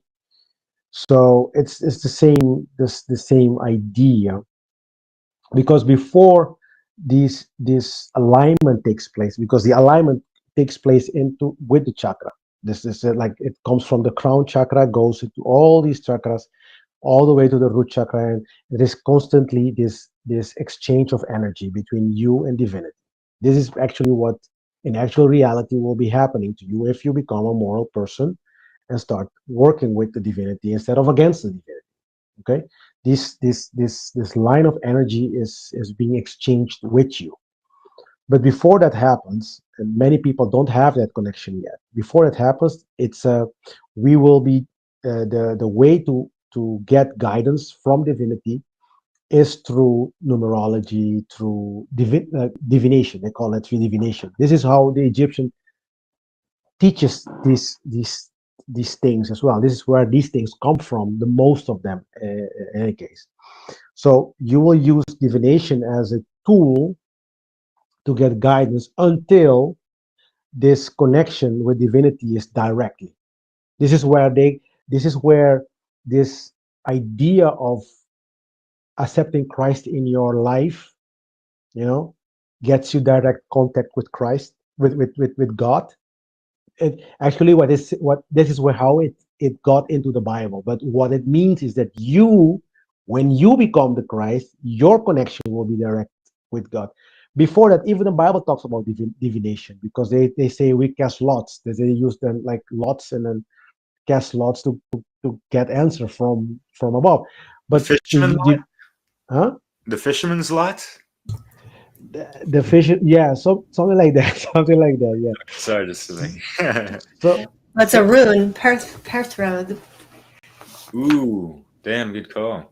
But yeah, like as far as Christ consciousness, yeah, there's references to that throughout the Matrix, and with that Christ symbolism towards Cross, there. yeah.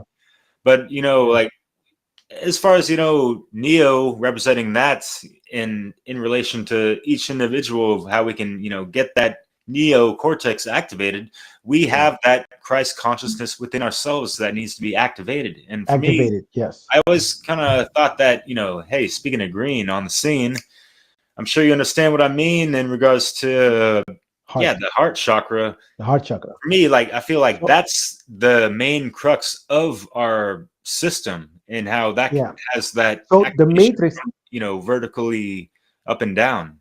Yes. So the Matrix, I think it's a very smart twist. Even the green color of the screen, it points to the heart, that our heart. But some people,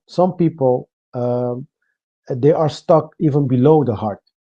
So so because you have three chakras below that. It's just the root chakra, of course, the sacral one, and the will, the solar plexus, and then you get the heart chakra. And the idea is this: if everything that is above the chakra that is stuck will not manifest. So even the heart chakra, if it is stuck, the throat chakra will be stuck. So people will not be able to speak. They will not be able to even express themselves correctly. That there will be confusion. They will say, "Yeah, I am confused. I don't understand." That the third eye chakra is stuck. So everything above it will be disabled. So that is the reason why the shadow work is so important. You have to work on all these aspects of your being, and then when everything is open, then you can say divinity has a free pass, because it's going to be in a continual exchange of energy, of everything. Actually, you can ask everything, get everything, understand everything. That is the only quote unquote belief that you need to do. So develop yourself, make yourself better, and then divinity will come, and that is only belief, I would say. But it's not even a belief, because when it happens, it's not belief anymore. When you experience it, it's going to be an experience for yourself. True story, man. Yeah. And then you can only live to tell your story, and then to say to other people, to encourage other people and say, you know what, try it for yourself and see if it works. Yeah. Something significant about the name Neo and the neocortex is, when we apply it to our biology, our brain, right? The neocortex is the human mind, and it has the balance between the masculine and the feminine, and the communication the corpus callosum. And Yeah. it is where we can process and I think that's probably where we can find the doorway to the pineal and the doorway Pineal to gland, yeah. God and finding Well, our divine. I don't know if I made it right. I want to add to that. Yeah. Actually, the neocortex is activated when the third eye chakra is open. That is the reason why trauma, because you were talking about trauma actually. Yes. I'm going back to that. So that is why was very important to do the great work, the shadow work in you, because the third eye will not open. If the heart chakra is not open, forget about the third eye. I mean, like you still have like two to go. Yeah. Yeah. So, and trauma, stress, just our modern lifestyle is chronically stressful. Okay. Exactly. And that is shutting down our frontal lobes, and we're not operating optimally because we're in fight or flight and freeze so much of the time. And so we're blocked. It creates psychologically those defenses which block us from our true divinity, our divine connection to God.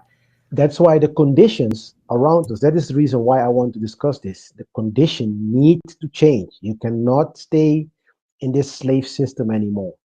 We have done it. We have tried it. It doesn't work. I mean, we see that. Anarchy, like people will say, yeah, but doesn't anarchy mean slave of chaos? They say, we are now in a democracy. We were in all other type of governmental system. And they all, in those systems, you have this chaos where people break shit in the city, break stuff of other people, protesting. This is not anarchy. This is in democracy, what we are seeing right now. Democide also what? Huh? Democide? Yeah. We've seen that for centuries, but it's just different these days. But yeah, and then still they say, yeah, anarchy is chaos, which is something that they programmed us, because it's the only thing that all the system of the world fear that one word is anarchy. Yeah, that's why they paint it so black. They're like, oh, this is chaos. It shouldn't have that. Well, actually, anarchy is the place that all of us needs to go, because this is the place where humanity is moral. So we are absolutely free, being governed by natural law. Even, what I find funny, because I did read the Bible, by the way. That's why I can read a lot of these manuscripts and scripts, and and in the Bible there is a reference where before Saul was like kind of like the first king of the Jews, and before Saul became king, because the Jews were saying, yeah, we want a king. In other words, we want to be a slave, right? And then the so-called God was telling them, well, I was expecting me to be your king, right? So why do you want another king? So that's why he kind of like get mad and then give them Saul as king, right? So even there is a reference of like the idea from day one was for the creator himself, through natural law, to be the only thing that you need. Like there's like 7 laws that you have to understand and then just abide by, instead of this library of laws that all governments are giving us. Man-made laws, yeah. Man-made laws. Full of flaws, yeah. And we may not have a king, but we do have a ruling class. And I think if people are honest, they're going to see that. Correction. In Holland, we do have a king. Oh, you have a king? Well, and it's more orange than the the American. We do have still, and this is okay. So, talking about the strangeness of the culture, this is one of the things that I still cannot grasp in my mind. How the hell they still accept a king? You know what I mean? But Europe, man, Europe is an enigma. Old habits die hard, man. I don't know. Yeah, been out here. And then they talk about freedom, and like, dude, there's a king there. Like, what are you talking about? There's an association that safety comes with this parental figure, basically, Yeah. it is very much about still being in a mental mindset of a child, Yes. where we never really learn these Absolutely. basic things to Yeah. gain the skill sets and the confidence and the understanding to be self-reliant and self-responsible. And so there's this programming to look outward to someone to tell us what to do, Yeah. to create the system for us. Yeah. Are they warning the brothers and warning the sisters, a la Warner Brothers and all that stuff? And going back to the movie, I mean, they did Yeah. even like these little tongue-in-cheek jokes and inside things, with that in and of itself of these corporate oligarchs that are forcing, and like since that movie, like how much bullshit sludge has been pumped through the Hollywood factory of crap that was even way worse directed or acted or and the writing was way below par over the past, like, how many years now? I haven't even been out to the movie theaters in a while, but I've seen a lot of critics of movie reviews and all this stuff. I mean, it's like 5 times worse than Matrix Resurrections, in my opinion, for what Yeah. I've seen or whatever. So I don't know what people are so complaining about with Matrix 4, but like you said, it's just like, oh, it made me think too hard. I'm not used to that. And like the action scenes, like, and I think you guys agree as well. Like for us, like we're not so, like we don't watch these movies for the action scenes. We watch it for like the deep, profound lessons and things that they're revealing to the audience and stuff, and how to decrypt all that. So The allegory. Sometimes, like, I'll fast forward some of the action scenes because, and I'll agree that some of the stuff was over the top, but whatever. Like, yeah, it's like people get hung up on that and distracted from the actual true messages that they need to pay more attention to. Yeah, but I on the other hand, if you don't have that special effect, you will lose a great part of audience. So I Totally, understand man. why they are doing that. Yeah. They are doing that to get as much people on board as possible. But yeah, they got caught up too much into this, the secondary aspect of the movie instead of really looking at the real message of the movie, which is actually to wake up. We have, like, in the beginning of the fourth movie, that is a very important aspect. Actually, in the beginning of the movie, you really need to understand the beginning to understand the whole movie. That's why the fourth one was, like, I think the worst in terms of I call it Rotten Tomatoes and all these. I think he got the worst rating.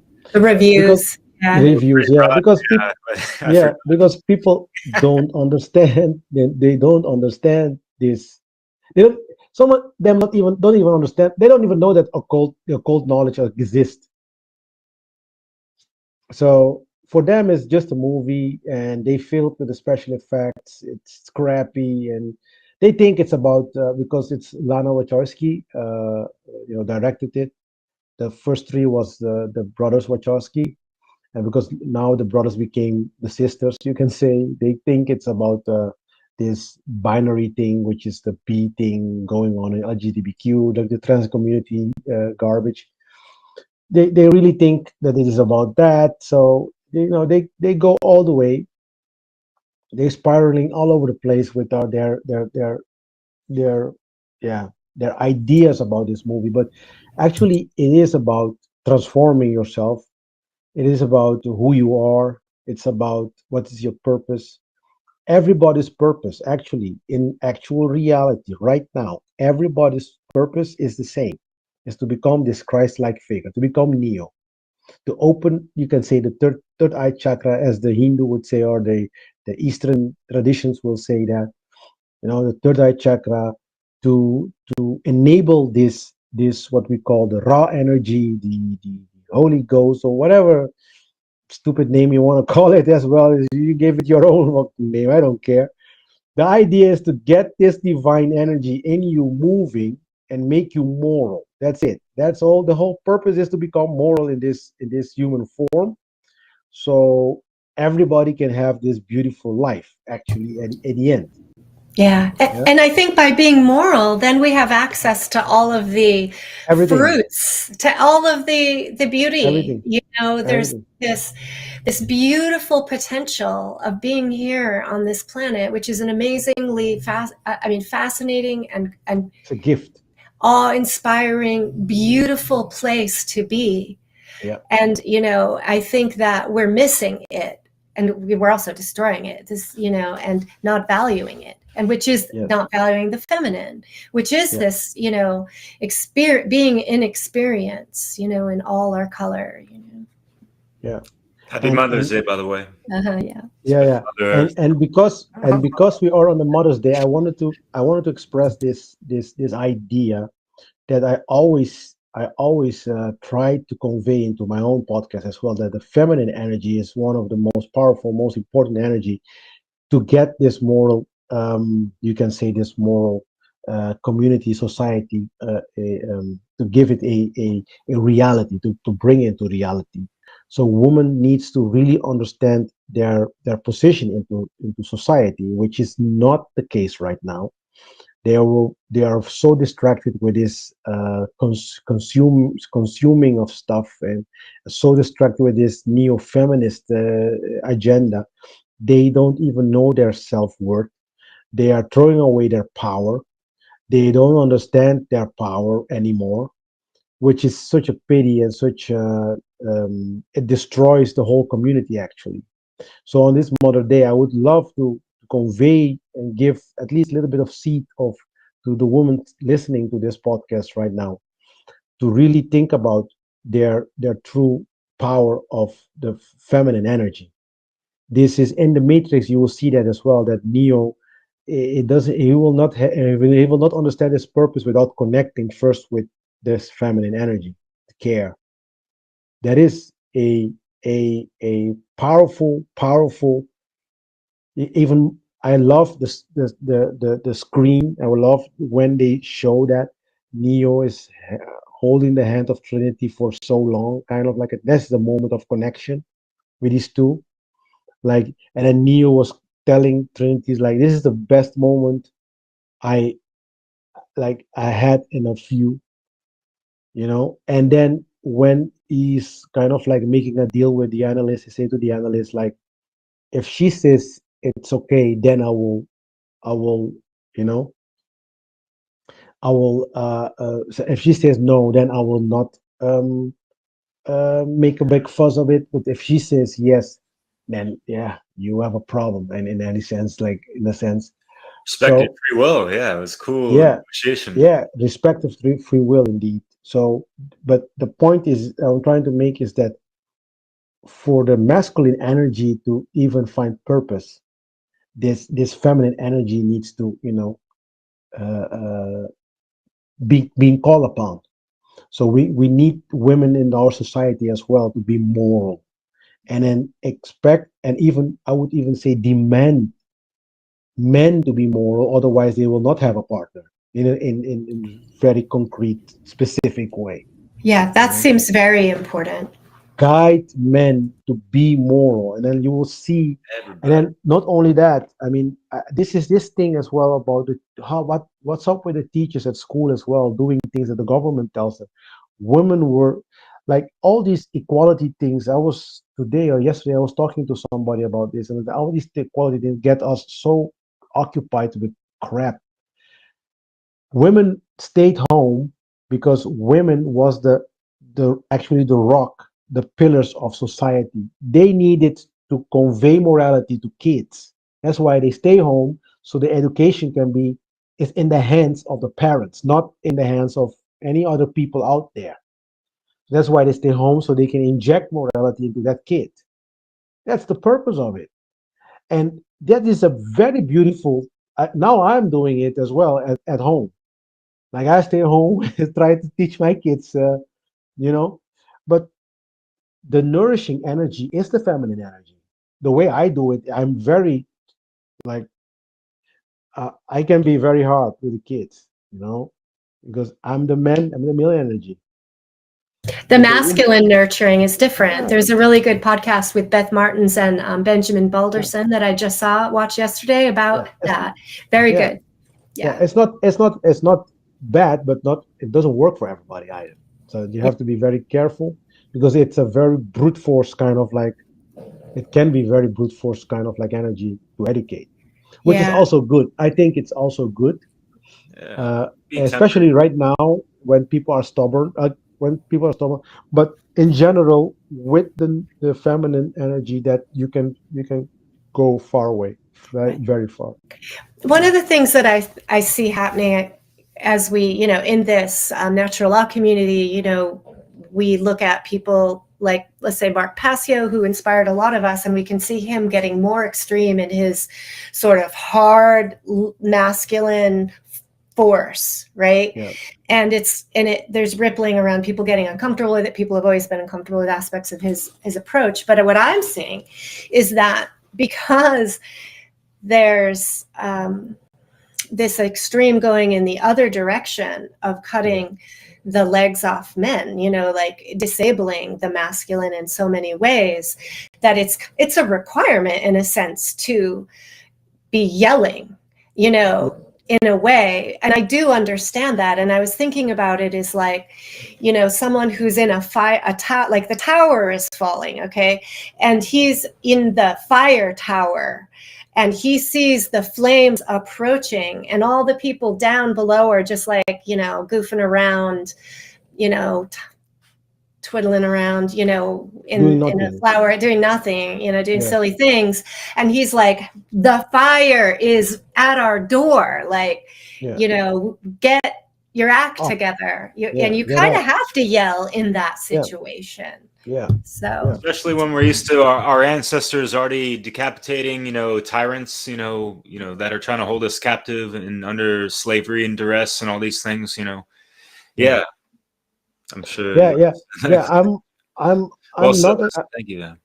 I personally, if like what Mark's doing is just, for me, it works. Honestly, it works miracles. So for me, he can. I mean, it can be in a point. It can be very bad for your own health, right? Because it's a yelling can be stressful. Okay, so but I think personally that some people don't like it, some people do. I would say just change the channel. Right now he's being more sarcastic than ever. I honestly, I always for me, I always find laughter in his podcast. I always enjoy them.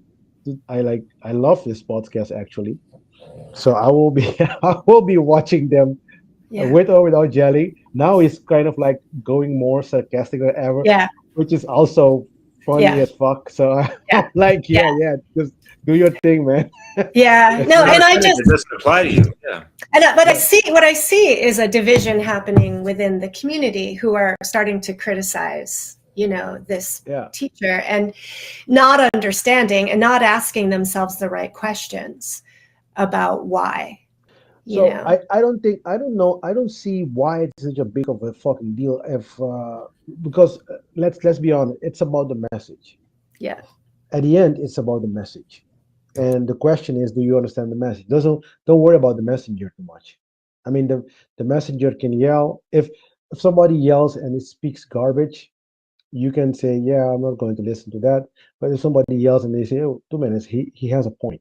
So like listen in the bit and try to, and then you can just listen to it, get the knowledge and the information that you need from it. And then if you want to just tell it to everybody else normally, you do that. But you don't have to. I mean, it's kind of like a little bit immoral as well, telling people, yeah, you should do it the way I think you should do it. Why? I mean, like the person is an expression. Right. The person itself is an expression of divinity. Let him be. Love him for what it is. Love that person for what it is, as long as he is moral. Yeah. I think if he's not moral, you say, listen, you're not moral, don't do that, but he's not It's not harming anybody. In fact, it's giving us more information that we even dreamed of getting. I know. Yeah. And it's like So, the culture of political correctness and the culture of being oh, fuck sensitive. that. Right? I don't. That's what's getting in the way, even within our own movement, right? And that's where I get frustrated, because I'm like, okay, we're getting distracted from the very thing that we need to be focused on. Yeah. And I, the message that I want to give people is like, when I went into college and I was at some orientation thing, and I'm hearing all these people badmouth teachers, don't take a class with this person because blah, blah, blah, and blah, blah, blah. And I remember thinking, bullshit. I'm not going to listen to anything they have to say. Every teacher has probably, that was the way I looked at it. I said, I'm going to go in, for one, I'm going to judge for myself. I'm not going to listen to other people. Two, I'm going to go in and I'm going to look for the gem in the teaching. Yeah. I'm going to look for the knowledge that's important. Exactly. And I'm going to sort of put aside the rest. Like, it's not important, right? Yeah. The tone of voice, the way they dress, the slang they use, not whatever. Important. Yeah, it's not important.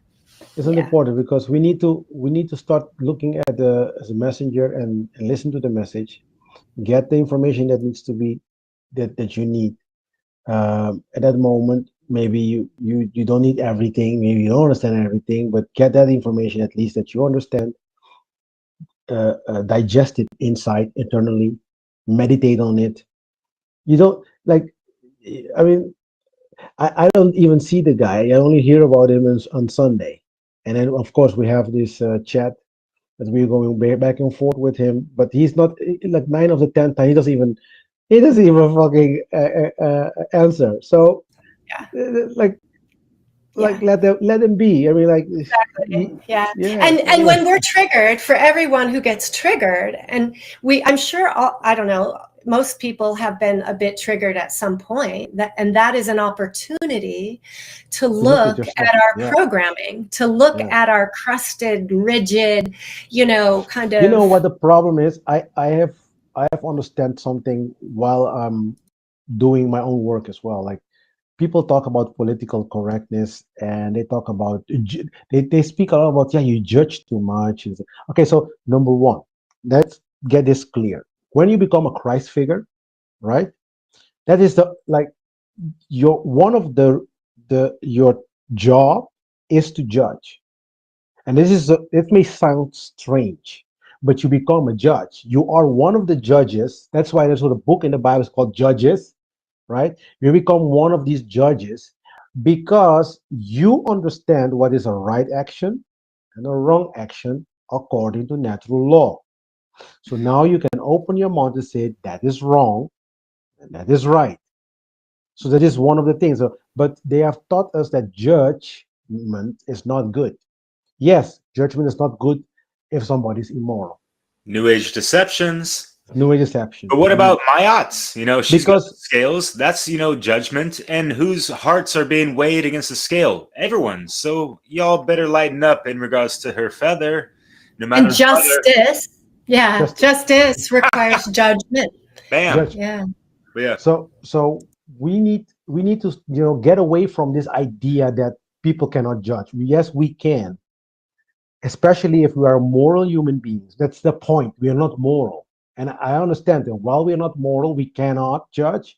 But the moment we enter into this realm of morality, we need to, because this is going to protect our society even. It's kind of like social protection going on there. Or discernment. I don't know why people don't just use that word more often. Discernment, instead, yeah. It's like actually, discernment is knowing right from wrong. Voila, yeah. Yeah, that is the personification of that idea. Yeah, so you need to have that quality as a Christ in you, right? And then you need to be able to tell the people this and that. Okay, so that is one. Political correctness is other. So these things are other ways to say, I don't want you to tell me that I'm doing wrong. So if you are very disturbed by it, I think you should look at yourself and say, what am I doing wrong? Why am I so mad at this guy? Why? Is he telling something truthful that disturbs me? Am I doing something wrong? Just look at yourself in the mirror and be truthful to yourself. That is the whole purpose of initiation. Stop lying to yourself Stop living in this fantasy that you're living in. And then maybe it's kind of like poking your bubble. That's why you become angry, because it's poking your bubble, and then and it keeps A hammering belief. Yeah, a a belief's belief. being challenged. Yeah, it's being challenged, and then it's hammering it in your head, and that makes you angry. Mhm. So you really need to like when this guy like was talking, I was laughing because I was like, yeah, you're right. But not everybody is like that. And then what I did was I did change my life, like immediately. Once I understand it, study, you know, get do your homework. I mean, like, and then make a decision. And that was for me a very quick decision, even because I'm saying like, yeah, this is we need to change. And then if I wait for the neighbor, it's never going to happen, because the neighbor is right now is doesn't give a damn about freedom. It doesn't give a damn about any of these things, right? And then what I find less nice about the Matrix movies is this idea of the Christ figure is the one who will sacrifice. Actually, it's going to be the one that's going to be sacrificed. And me being sacrificed is not that a great of an idea. I didn't like that, but if that comes with it, well, so be it. You know what I mean? But in fact, my time, you sacrifice your time as well. You sacrifice your yeah, actually your time, your energy for the great work. So that is also a form of sacrifice, but it might be as well at the long run, your life is going to be, because I am very expressive with this freedom thing. I'm very expressive also with anarchy. That is the way to go. And we really need to remove this system, because this system keep us enslaved. In general, all of us, doesn't matter of color, of creed, or any religion, it keeps us enslaved. And all, so you will have every type of people kind of like don't liking your message. You will have the people, religious people, don't like your message, because I'm going against religion fiercely. I'm saying, no, this is a slave system, right? You have to look for yourself, make the connection for yourself with the creator. I'm against politics, right? And I'm against this whole money system. That is you cannot remove things in one go. You have to have a transition. I understand that. It is possible to do it in one go, but that means that everybody needs to understand this immediately and get work immediately. Then it is possible. Just I would like love Jesus did, huh? exactly. Exactly. It has to be an immediate shift in consciousness. We need to really understand that this is what slavery entails, and it does not. Like color again. Color is just a minuscule aspect manifestation of slavery. Everybody focuses on that, but they don't see the government as slavery at all. They see it as something that we need to coordinate our behavior. They don't see somebody else coordinating your behavior masterfully, manipulatively, as that being a form of slavery. They don't see that. I mean, like, that's the problem. That's the real,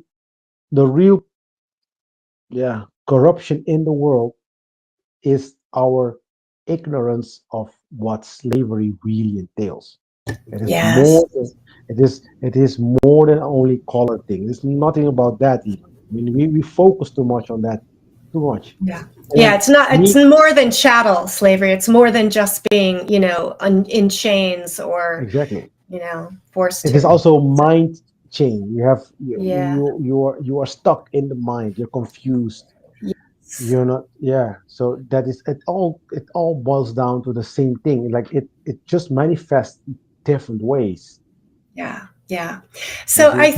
I think we're winding down, and so Yeah. let's bring up any final questions or summaries or points that you really want people to take away on this. Yeah, can I just? I'll lead you into this one, Glenn, because I know you can say some things about it in regards to like how did this go over people's heads? Just like the name of the fourth film, Matrix Resurrections, and like what was actually being resurrected, and what were the common themes throughout this thing.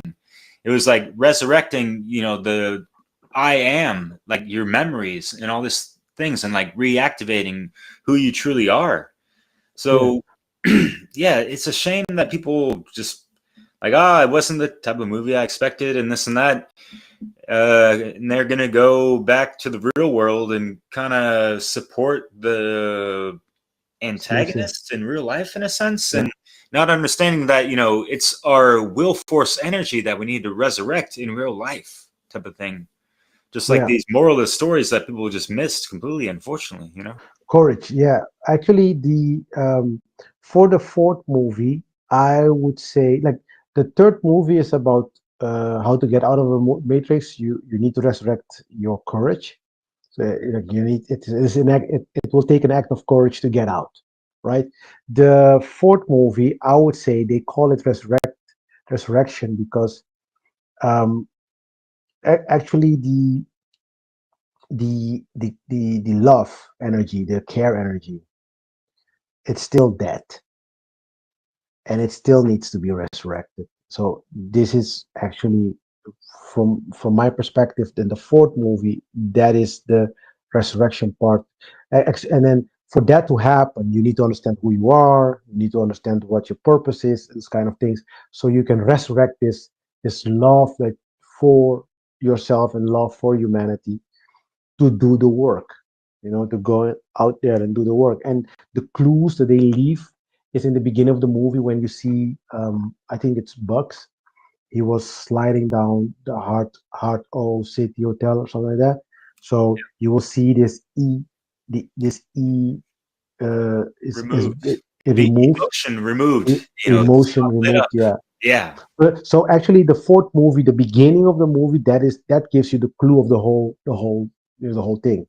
So you like, so for me, the heart is the resurrected, the part that needs to be resurrected. And I wouldn't even disagree with you if you say will, but I would say will is something that has been discussed in the third movie, actually the last in the trilogy. And I would say will is there more fitted to. So all this movie talks about these things, of course, but I think will is the third movie is will, and the fourth movie is like, guys, you're still not there yet. 20 years after the first movie, your heart is still broken. You still lack love. You still didn't decide that you want to change the conditions of the world. Yeah. So there was a disconnect between the masculine and the feminine that then came together. And so what I hope for the fifth is that then it shows the power of a unified masculine and feminine unit. What can be created, the creative force of that unity. So you're going for that. I go for the other prediction. I go for the prediction of why we should get, what is important to escape the matrix. So let's see what Wachowski will come with next time. I'm very intrigued and very interested. But anyway, guys, if you see that, you heard from it here first. Hell yeah! All right, so real quick, this love dynamic, and I'm gonna tie in more occulted stuff, and with the New Age stuff, and how I'm sure the Wachowski brothers, sisters, whatever they want to identify as, I feel like they, they're in the know of a lot of things. And follow me on this real quick in regards to like twin flames, right? Yeah. And how on a higher dimensional, I mean, even the lower upper astral archonic, parasites, they are willing to, bliss people out, in this New Age era, to, have certain, spiritual moments and this and that. Yet, just like explained in the movie, they do that to manipulate our emotions, to loose out more energy and that kind of stuff. And like the more potent that is, especially this, love connection, the more output they get from that connection. And so, it's just really interesting to just have all these things considered. And you know what I mean? Does that make sense to you? Yeah, it's the whole actually, I even think that the whole trauma thing, that is like the device for this, because if people are very stressed and traumatic, this emotion gets engaged. Their emotion gets engaged, and that is what they need. So because you can have it both ways. You can have this emotion engaged and on a negative note, you can say, and then you can have this emotion engaged on a positive note. Obviously, the matrix trying to get you emotionally engaged positively, but the other side wants you to get emotionally engaged negatively. Both of them are this energy that kind of like aid this your intention, your will. It aids your will to act in the world, to do things, or it gets the manifestation power going. So all these things are very important for a human being. So I do see what you're trying to convey about this, getting this this emotion uh, negatively affected. This is what the matrix is all about. That's the whole condition of the world right now is stressful. Like if you really understand what people are continually, especially in Europe, and I think in the Western world in general, they are continually stressed, like continually stressed, and then that provides scala of illnesses. They have all types of problems, health problems, and They yeah, stay dependent on the system, dependent yes, on the healthcare system. They're in fear, yeah, right? Then they become financially dependent on their disability insurance or their SSI or, the retirement. and it's There's all these things that keeps people stuck in the yeah, matrix. yeah, yeah. Yeah. So we have upon us a very challenging task. I wouldn't say it's impossible, otherwise I wouldn't be talking. But it is challenging because we first need to get out of it in this life right now. We need to understand what it is, get out of it. I think we start with ourselves first, get out of it, and help others to get out of it as well. That's number one. Then we have to understand this because it's a cycle within a cycle within a cycle. Then we have to understand this the soul cycle, because that one is stuck as well in his karmic wheel.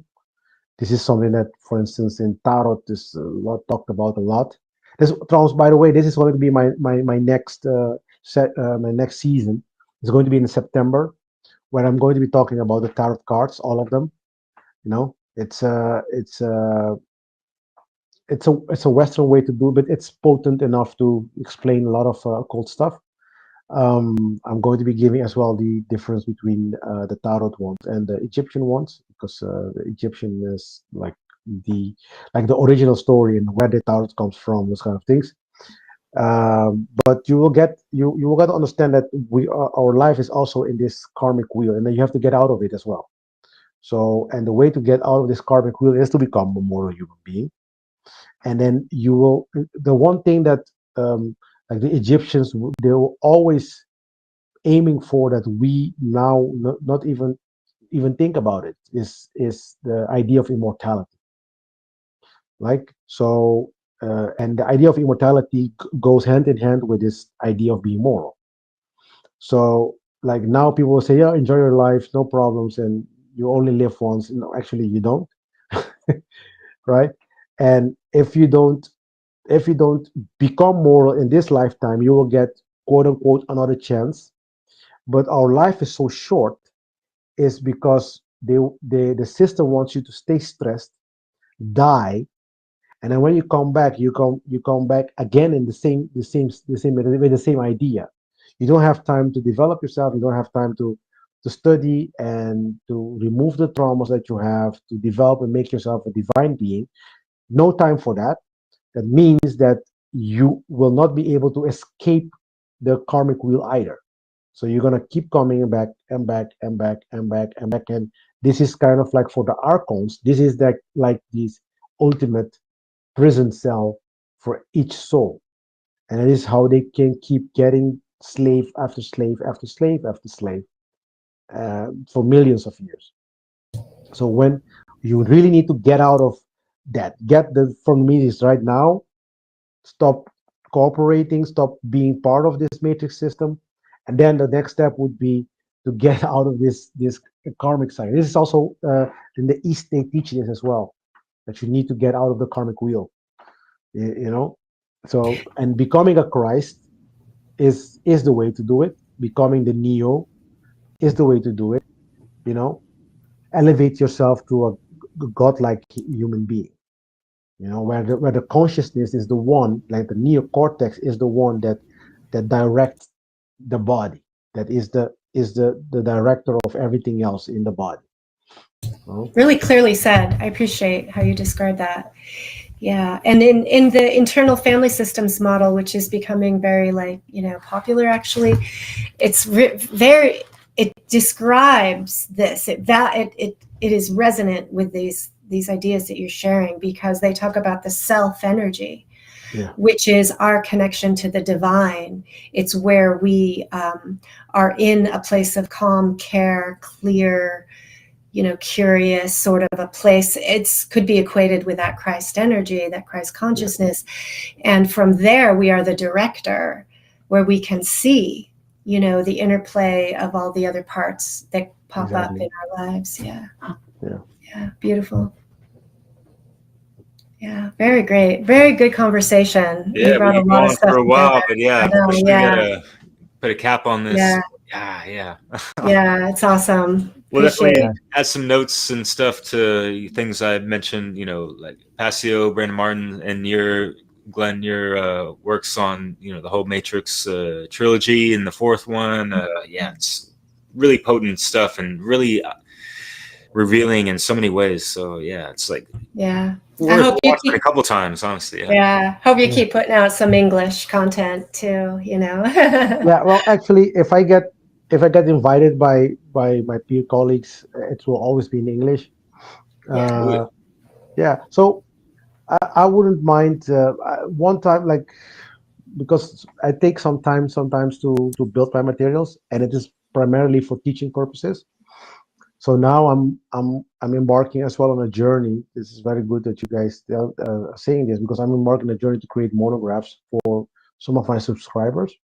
So I want to give my supporters, like my monthly supporters, a more than I'm giving everybody else. Let's put it this way.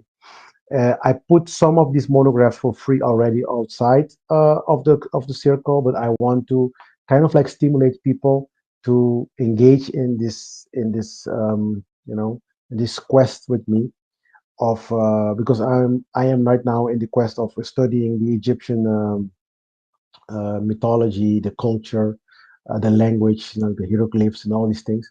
And you can say in the monograph, I discuss that. And actually, if you just support me with, I think you start with €3 or something, and you get that for free, like the monographs. But I wanted to make it only special for those who support me. I always want to give my stuff for free. I sometimes even in my seasons, I give my book sometimes for free. Like, do this and that, and you can get the book for free. But sometimes I'm really like, okay, so but what else do I have to give, especially for the ones who really dedicate? Like some of these people, they're very generous with their donation, and I'm glad for that. So I want to give them something special in return. And so I have this monograph that focus on this on this. So my next season will be about the tarot, though. It's going to be about the tarot cards. I'm going to be dealing with that, and I'm going to talk Dutch, about yeah, it's going to be in Dutch, though. Hey, no worries, man. Yeah, but the point, we'll get in the show notes for sure, but kind of got to go. No, but the point is this: that if you guys, if there are colleagues inviting me, I will make some materials in English as well. We're going to discuss that. There's no problem. So it is at least the audience can enjoy it, like those few pieces, because I have to do it in Dutch because there are so much great teachers already in English. Like I'm like I decided to just do for the Dutch audience. Yeah. Yeah, we need it for everyone, all languages, and yeah. Yeah. So where can people find your work? Tell us that. So my website is thegreatworkexperience.com. Of a .com is in Dutch, by the way, .com. Thegreatworkexperience.com, right? And it's also on One Great Work Network /Glenn Tram. And you can find me there. And yeah, you can find all my materials there, especially on thegreatworkexperience.com. There is my personal website. You get there all my materials, my videos, my podcast. You get links to my books. Everything is there. It's one place you can find everything. It's a hub. It's one hub for all my materials, and then you can see past videos. You can read some of my old articles in there. I think even a few monographs are there for free. So if you subscribe to my Buy Me a Coffee, you will get the other the other monographs as well. So, and it's going to be in English. So the monographs, everything I write though is in English, Dutch, and Spanish. So everybody can enjoy the writing, but I am in the video part. It's only Dutch, okay, and in the podcast it's only Dutch. Yeah. C'est la vie, mon ami. But yeah, that's awesome. Yeah. You got a Yeah. wealth of information. Yeah, really glad that you joined us today. Really important topic and very well spoken. So thank you. Yeah. Well, you guys, thank you for inviting me into your program. Yeah. And hope to see you guys soon again. And yeah, Yes. let's do it. Let's reconnect. Yes, make this network really work. Right? It will. All right. Take care, Glenn. Yeah, much love. Take care, brother. Much love. Yeah. Now here I stand because of you, Mr. Anderson. Because of you, I'm no longer an agent of this system. You know why we are here. I am a trafficker of information. I know everything I can. The question is, do you know why you are here? We are looking for the keymaker. Oh, yes, it is true. The keymaker, of course. But this is not a reason, this is not a why. The keymaker himself, his very nature is a means, it is not an end. And so, to look for him is to be looking for a means to do what?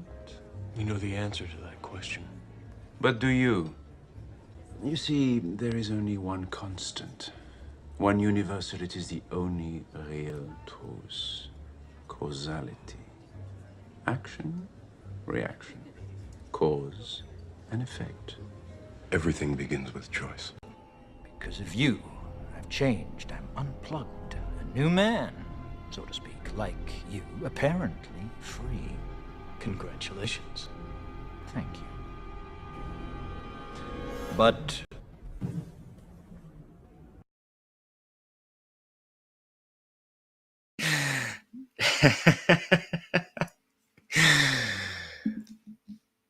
Putain de merde, mais c'est quoi ce putain de saloperie, les gars, mes amis? Quoi de neuf? What to do and what to be? Thank you for watching this Matrix more than just a trilogy. And yeah, I love Glenn Tram's philosophy regarding, just life in general on a whole, and how he ties in so much together with, his, knowledge, learning, and life experience. And he's like, he grew up in the Caribbeans, I want to say, and lived in Holland for like half of his life, or at least more than that. And then was in America recently too. So yeah, cool cat, good friend. And I will be trying to be looking to maybe showcase. It's gonna be long as fuck, and I don't want to drag this on for like a month, but this is just the beginning of a series of things revolving around the Matrix, because I can't talk about and break this shit down all myself. And so, yeah, with the Zeralath, thank you so much for all your comments, man. Keeping it immortal for real, man. Steven, yeah, I'm gonna hit you up on the side, and we'll chat about future things with this stuff and your dissertation. That's a good 3-hour block, and that'd be just a cool set to have that, like this one here, for this showing. But yeah, I want to keep this whole Matrix thing going, even though it can kind of be a little bit redundant. Yet, yeah, things need to be hammered out, and into people in a lot of different ways, and even a little repetitively, if you will. So yeah, I want to take the opportunity since it's fresh in the mind, and obviously we had our Dissolving the Divide. Yeah. We'll see, man. We'll chat about that. Yeah. So yeah,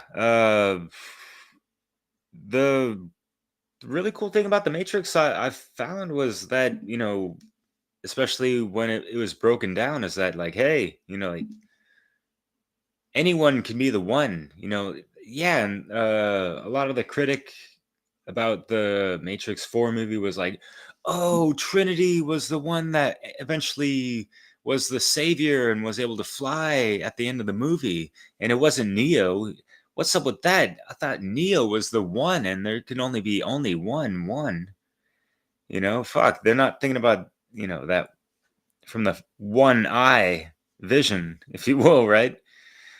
And finding that allegorical precision. But yeah, it's not anyone's decision of how people are gonna view and interpret, whatever they watch, unfortunately.